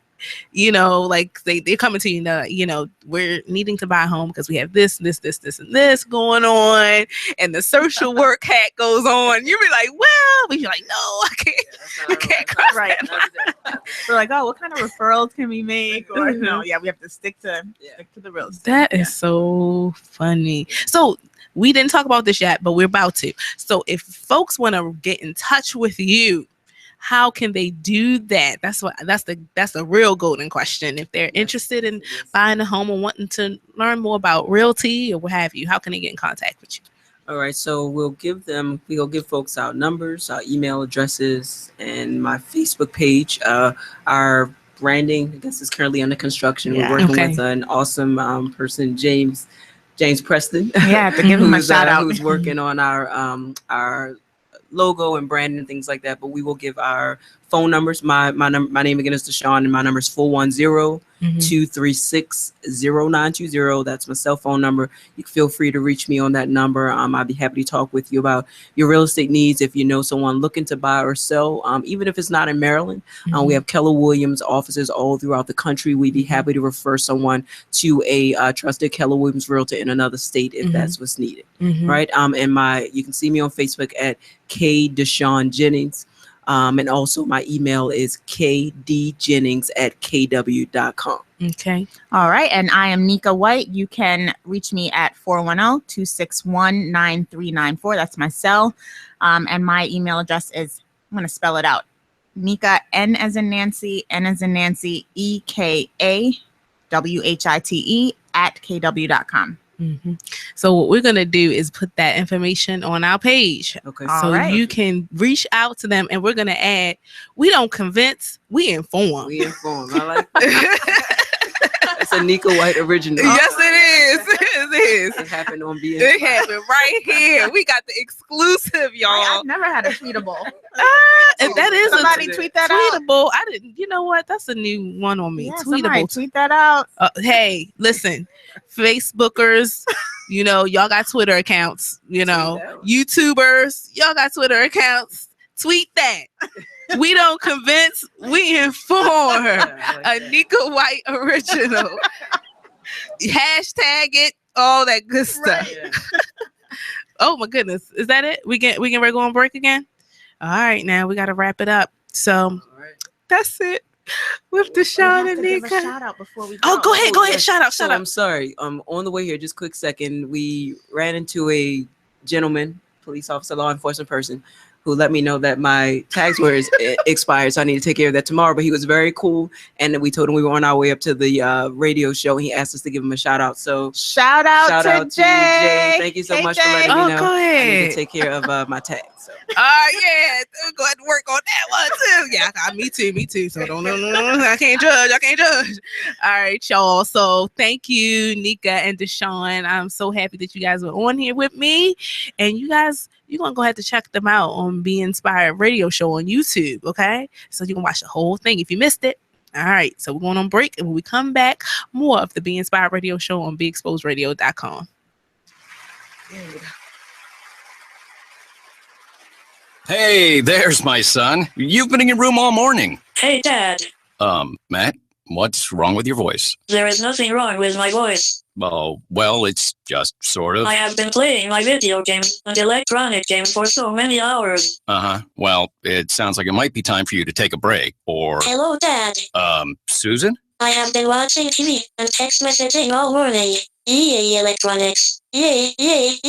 Guys, I think it's about time to get in the car and take a little trip. Maybe see some trees, some green things. What are these green things you speak of? This weekend, unplug. Take your family to the forest. There's nothing in the world like experiencing nature firsthand. Trees, paths, bluebirds, streams. Getting closer to nature can get you closer to your family. To find the forest nearest you, go to discovertheforest.org. Brought to you by the U.S. Forest Service and the Ad Council. Get out to the forest and discover the wonders of nature with your family, just like Blue, Jewel, and the whole Rio flock. Let the kids connect to their roots. It's going to be so much fun. Yeah! Woo-hoo! Let's rock this jungle. Fresh air, What a glorious morning. clean water, Woohoo! This is great. and endless surprises. Yo, this is untapped territory. How amazing. Visit discovertheforest.org. Brought to you by the U.S. Forest Service and the Ad Council. So when you get to the corner of Smith and Orchard, you're going to want to take a left. You are not going to. Then what you're going to believe do is turn this. onto RC Marcy Avenue. just broke up and go past the first apparently 3 she's lights happy and then about take it. the next left. I don't really Then drive think 5 she's more happy, blocks but and you should be who there. am I to judge, right? Park on the Anyway, right. That's I'll what see I you heard later last tonight. night. It's hard to concentrate on two things at once, like texting and driving. Stop the text, stop the wrecks. How will you stop texting and driving? Tell us at stoptextstopwrecks.org. Brought to you by the National Highway Traffic Safety Administration and the Ad Council. This message is for all of you sitting in the passenger seat. And apologies if it gets a little uncomfortable. But how does it feel to be at the mercy of someone who thinks a random text is more important than your life? Someone who takes their eyes off the road while speeding along in a 3-ton hunk of steel. Freaky, right? Well, why not just ask them to stop? Or better yet, volunteer to text for them. It might be a little awkward, but believe me, you'll live. Learn more at stoptextstopwrecks.org. Brought to you by the Ad Council and the National Highway Traffic Safety Administration. Green light. Hey girl, school zone. I'm getting hungry. Car changing lanes. You want to meet me for pizza? Stop sign. Intersection clear. Yeah, street. Pizza sounds good. Ballin Street? Girlin Street! It's hard to concentrate on two things at once, like texting and driving. Stop the text, stop the wrecks. How will you stop texting and driving? Tell us at stoptextstopwrecks.org. Brought to you by the National Highway Traffic Safety Administration and the Ad Council. Are you thinking about getting your GED diploma? Well, here at the GED Pep Talk Center, we've got a number of pep talks that can motivate you. Sometimes things don't always turn out the way you want them to. You know that feeling? People look at you and don't believe in you. You want some gentle encouragement. Then you're on your way to your GED diploma and a better life. But I know they're probably just a little bit nervous. You can find it in yourself to take that first step. You can improve your future. You can do this. I know you can. You need to start pushing yourself. Now get your game face on and take the first step towards a better life. Hurry up! Don't make me repeat myself. Whatever level of motivation you need to get your GED diploma, we've got a pep talk that's right for you. Call 1-877-38-YOUR-GED or visit yourged.org for your pep talk and find free GED classes in your area. GED is a registered trademark of the American Council on Education, brought to you by Dollar General Literacy Foundation and the Ad Council. Hi, I'm LeVar Burton, and I'm proud to be a book person. How do I choose a book? Sometimes it's the cover, sometimes it's the title. I guess I'm pretty visual. If a book's really impressing me and the writing is really good, I will peek and see what the last paragraph is, because the endings of books should rock you. I am a book person, and if you're a book person too, read to a child and spark a lifetime of ambition. Join me at bookpeopleunite.org, because reading is fundamental. A public service announcement brought to you by Reading is Fundamental, Library of Congress, and the Ad Council. You are listening to BeExposedRadio.com. Oh, we back on the Be Inspired Radio Show of BeExposedRadio.com. We have been having the most hilarious intros of all the Be Inspired Radio shows tonight, only because we haven't had the hand clap. So we were like, we back on? But I'm not going to hold up the time, because this is the Breaking Barriers segment with Dr. D. I'm going to turn it over to her. Well, thank you so much for turning it over to me and for the opportunity once again to break barriers and to learn what we need to learn about how to go to the next level. We always want to hear from you. And, you know, tonight I'm really interested in finding out how people are doing, what questions it is that you have, what concerns. We always have an agenda, because there's always so much to learn about breaking barriers. But we would love to have you text in, call in, any questions that you may have. As a matter of fact, we're going to have a little challenge here to say that the first person to call in or to text in will have a gift for you. We will have a gift for you. So please, if you want to call in live, 410-702. Okay. 5657-410-702. 5657. I'm sorry, you guys. I didn't realize I was on air too. Jabril was like, "Can he call in too?" Oh no, no, that does not. No, it doesn't count. That's cheating. Your other producer is cheating. I'm just letting you know that right now. Your co-host.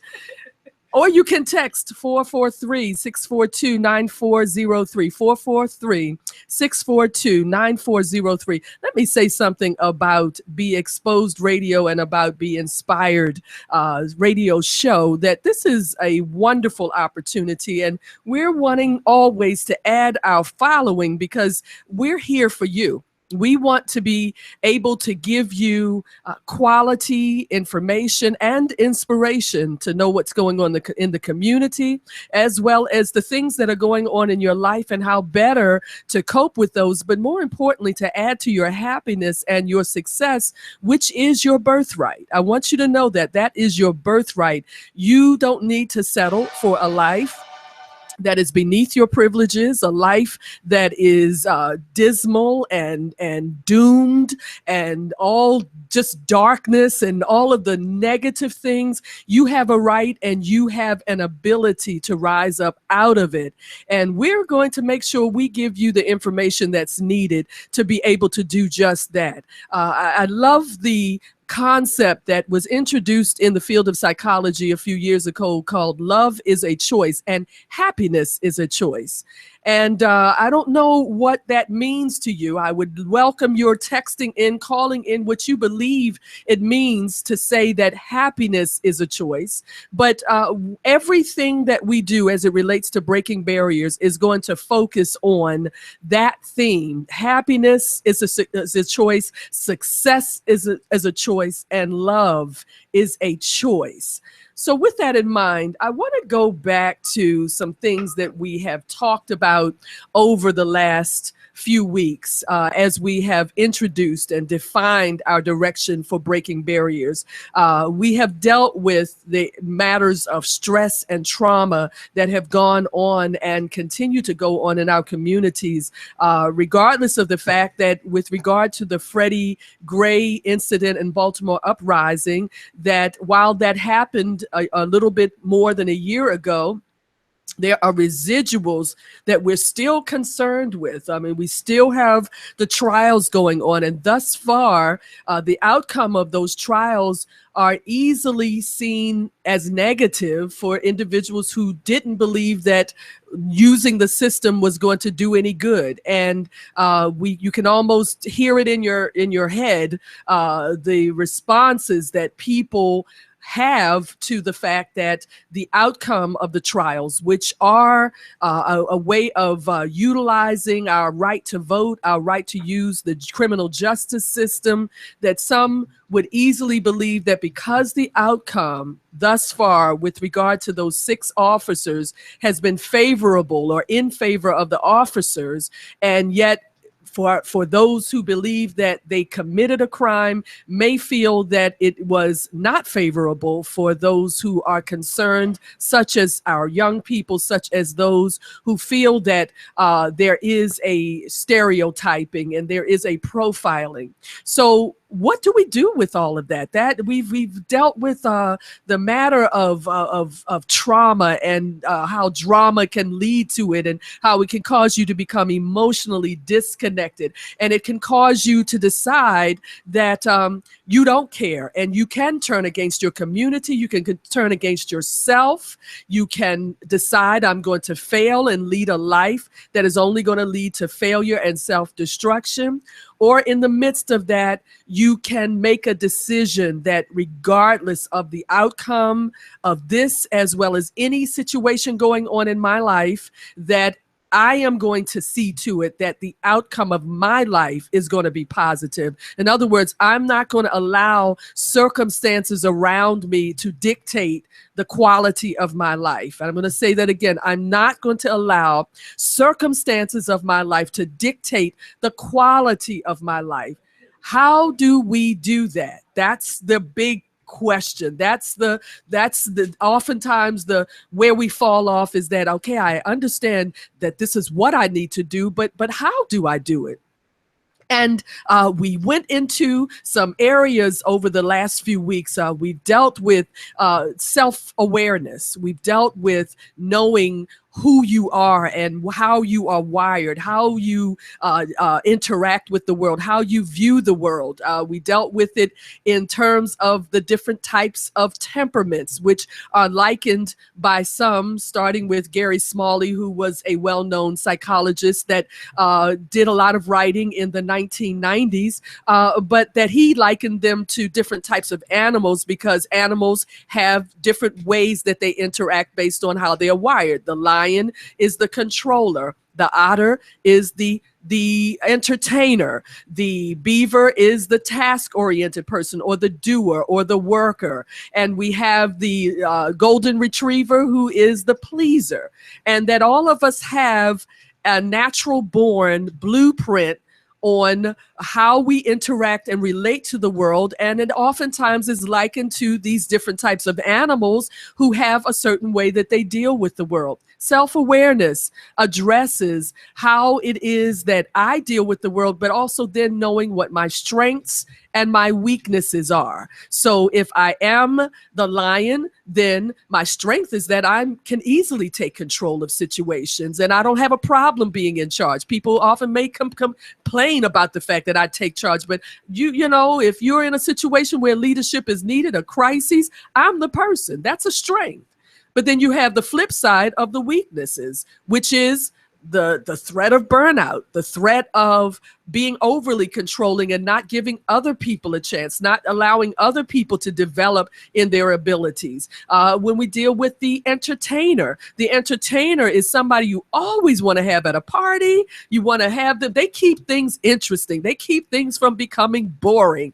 And that is a strength because life has got too many challenges already. We don't need to be bored as well. Okay. So you need the otter in the mix. But if you are an entertainer, well, yes, all work and no play makes Jack a dull boy. But if you don't work, you may end up being a deficient boy. You may end up being a person who has a lot of fun stuff, but there's nothing under your belt.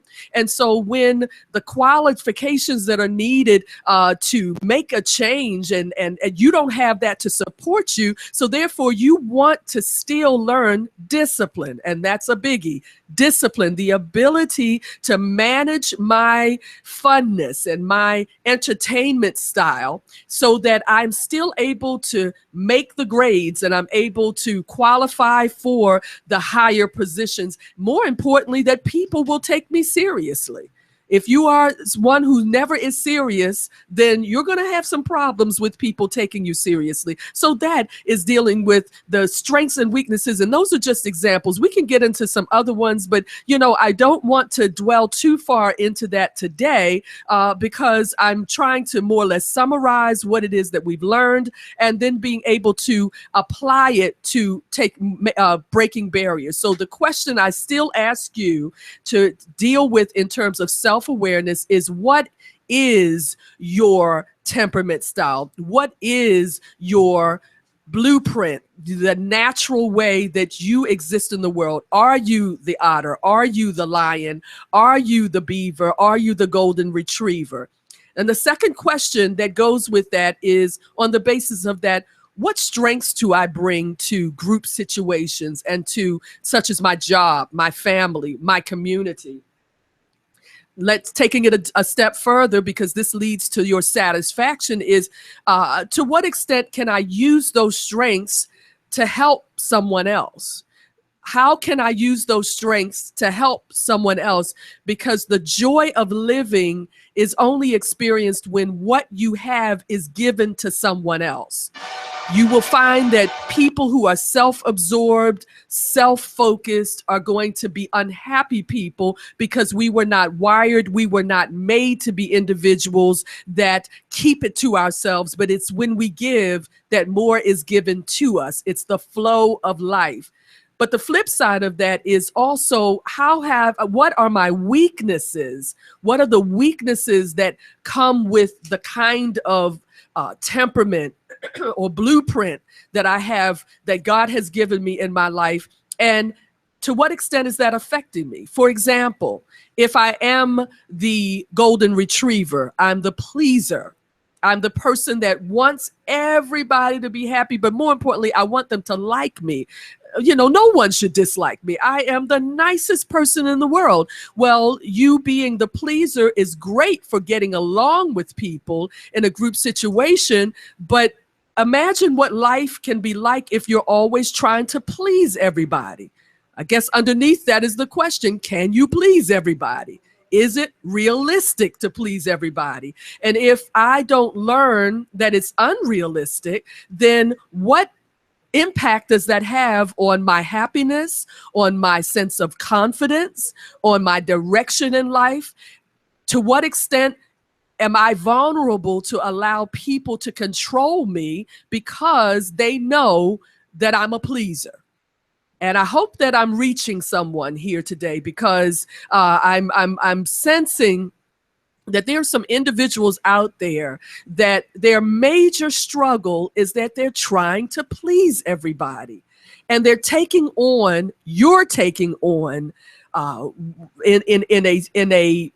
the faith-based world, we call it yokes. You're taking on those purposes and those burdens that really don't belong to you, all to please someone else.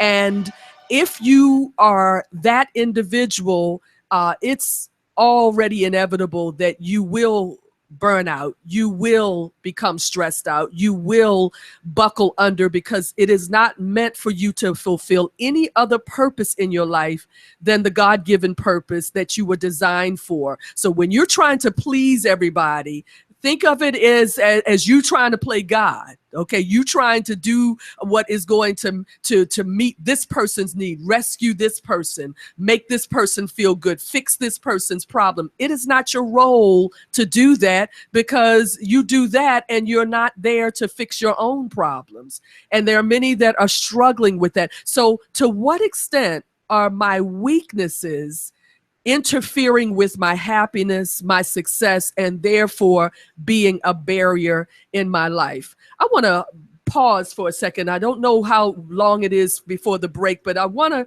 kind of open up the discussion a little bit, 3 minutes, and ask our co-host. I know she's taking a little bit of a break, but I want to ask what responses you have as we are opening up the floor also for people to call in or to text in. So I'm multitasking here, doing the job of our assistant too. But I guess, okay, so for me, I've had to learn what my temperament is, first of all. And that took some time. That wasn't something that I figured out just overnight. And I've taken plenty of tests, like, personality tests, but really I had to put it to the test. I had to keep on working, and I started discovering things out about myself. And so over time, as I opened myself up to that process, I learned some important things about who I am that not only helped me in terms of how I deal with myself, but it also helped me in terms of how I deal with others.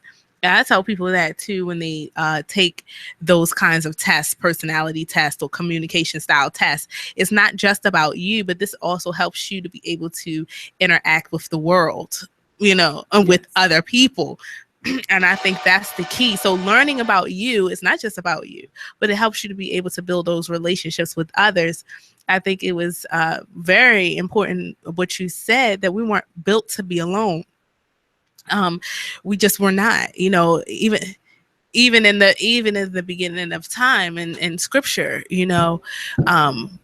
God said to Adam, it is not good for man to be alone. And he created Eve. So we were built to need somebody else. But we live in a society that teaches us to be independent. I'm my own person. Mm-hmm. I don't need anybody else, especially with women. Mm-hmm. We're like, I don't need a man. I don't need this. I could do this all by myself. And especially single moms, we live in a society where, I don't need nobody to help me. Well, really, we need all hands on deck when it comes to raising children. And even helping us. Like, you can't even see your own reflection unless you look in a mirror. Right. You need somebody to help you. You know, there's so much about who we are that speaks to we need somebody else, you know. So learning about you is not just about you, but it's also about helping you to interact with the world and with others and building relationships. And even the most introverted person, I believe, can learn about themselves and learn how they can work with others and knowing their boundaries so that they don't work outside of that to the point where they get overwhelmed, but they'll know how much to give of themselves and how much to pull back and still be okay and sane and balanced and so forth and so on. So that's my 2 cents. Look, that's a profound 2 cents. I think it was worth a lot more than 2 cents. And what I got from that is this idea of expansion. 15 seconds. Oh my goodness. I said that loud. All right. Well, that was good. That was we don't have the time. Okay, we can come back. Yes, we will come back. We got to finish this. We're going to take this break, and then after that, we're coming back to wrap it up on Breaking Barriers on the Be Inspired Radio Show. Yay! Check out what you missed on Be Exposed Radio. It doesn't say alleged anywhere in here. This is the wrong song to play They're underneath saying, this topic. They're saying 4 years ago, according to a $20 million lawsuit, the plaintiff, who was also not named, met Charlie Sheen in Las Vegas on April the 1st, 2011. The sleaze suit claimed that Sheen entered into a nefarious plot designed to lure plaintiffs into a luxurious hotel room to serve his prurient desires. Sensationally, it was alleged that Sheen... Say what? I said perverted. No, it's prurient. Let me see. Can I where's a point to the word? Right. Prurient. It's hard. It makes me want to gag. Like cock. Get it?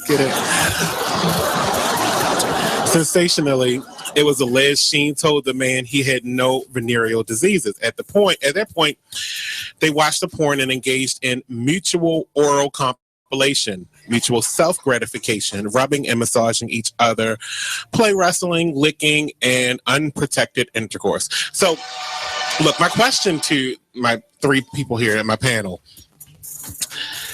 are they trying to say, because that's when they said he got this disease 4 years ago, or virus, HIV, 4 years ago. Are they trying to say that he got it from gay sex? Probably. Yeah, that's what it sounds like. That's what it's saying. Consensus of the room is not all the female prostitutes that he was doing. It was the guy. Just they interjected this one guy in there. You know what that is? That's Sheen having a very good publicist. That's what that is. Partly, but partly this is the guy. That's the best story you could go out with. Yeah, right. This is the story that made the rest of these stories explode, basically. Check out the Talk Lately show every Tuesday nights from 7 p.m. to 8 p.m. right here. Hi, I'm LeVar Burton, and I'm proud to be a book person. How do I choose a book? Sometimes it's the cover, sometimes it's the title. I guess I'm pretty visual. If a book's really impressing me and the writing is really good, I will peek and see what the last paragraph is, because the endings of books should rock you. I am a book person, and if you're a book person too, read to a child and spark a lifetime of ambition. Join me at bookpeopleunite.org, because reading is fundamental. A public service announcement brought to you by Reading is Fundamental, Library of Congress, and the Ad Council. You are listening to BeExposedRadio.com.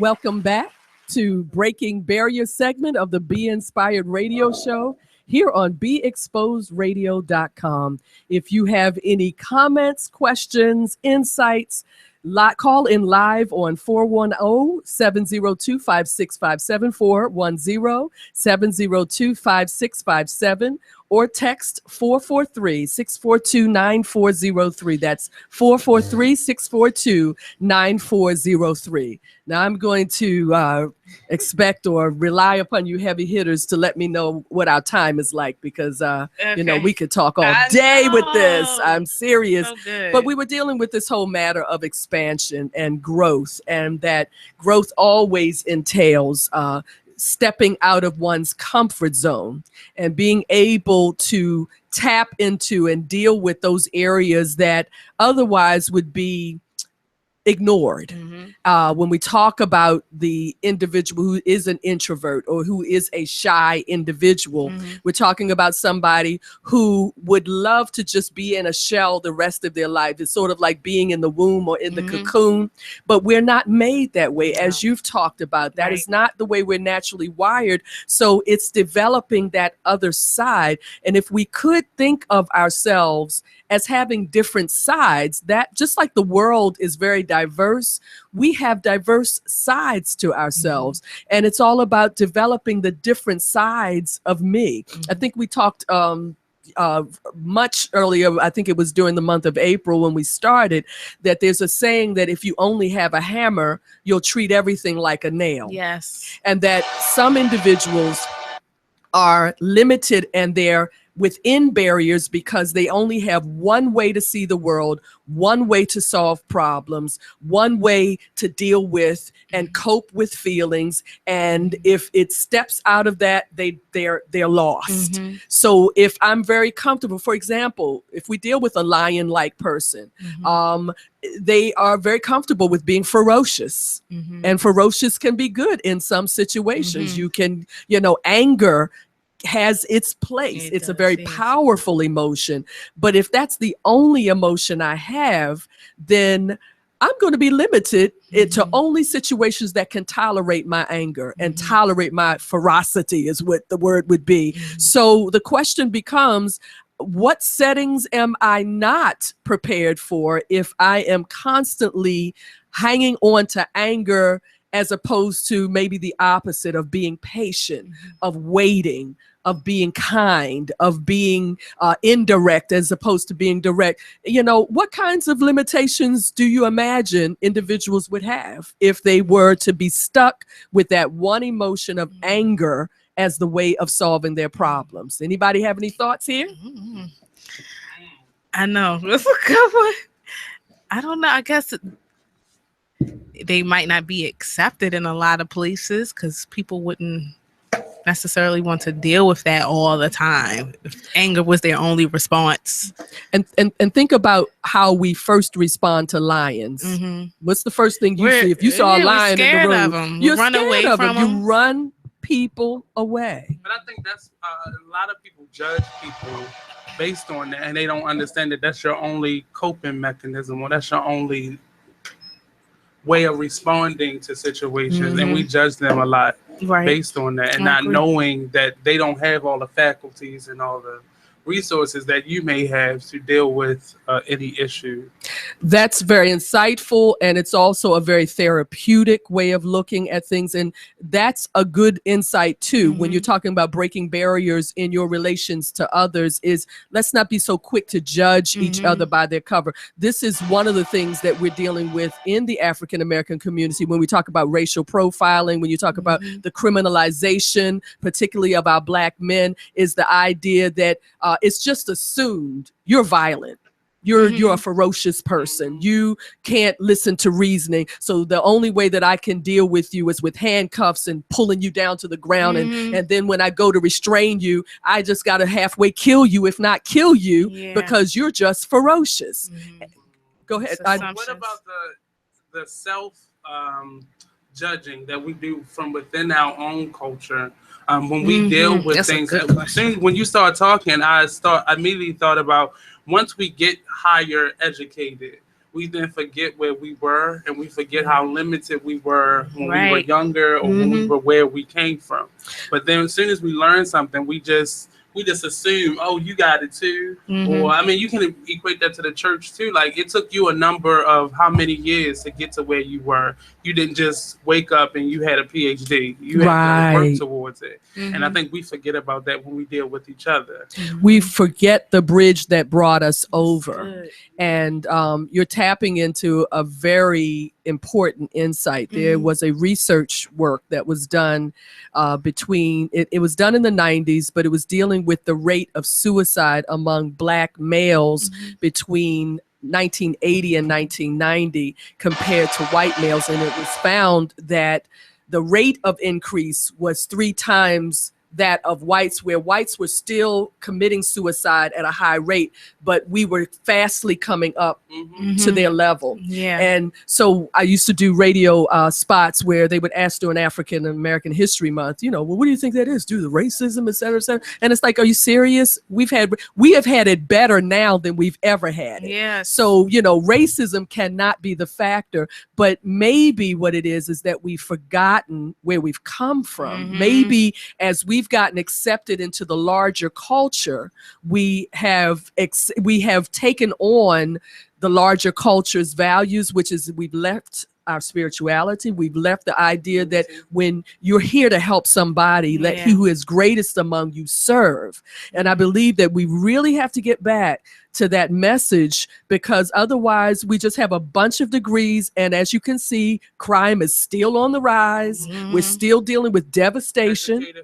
Educated fools. We can make the traffic light, but don't know how to cross the street. Well, that's a wonderful place to end. Oh, man. We had to.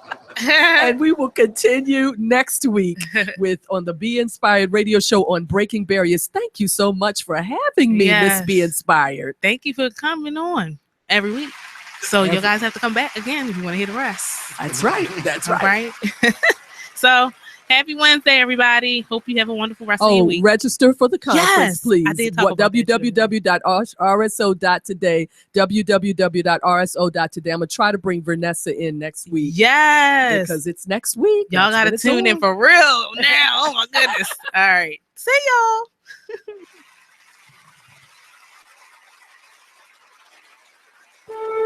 When you were a little kid and you thought about what you wanted to be, teaching was at the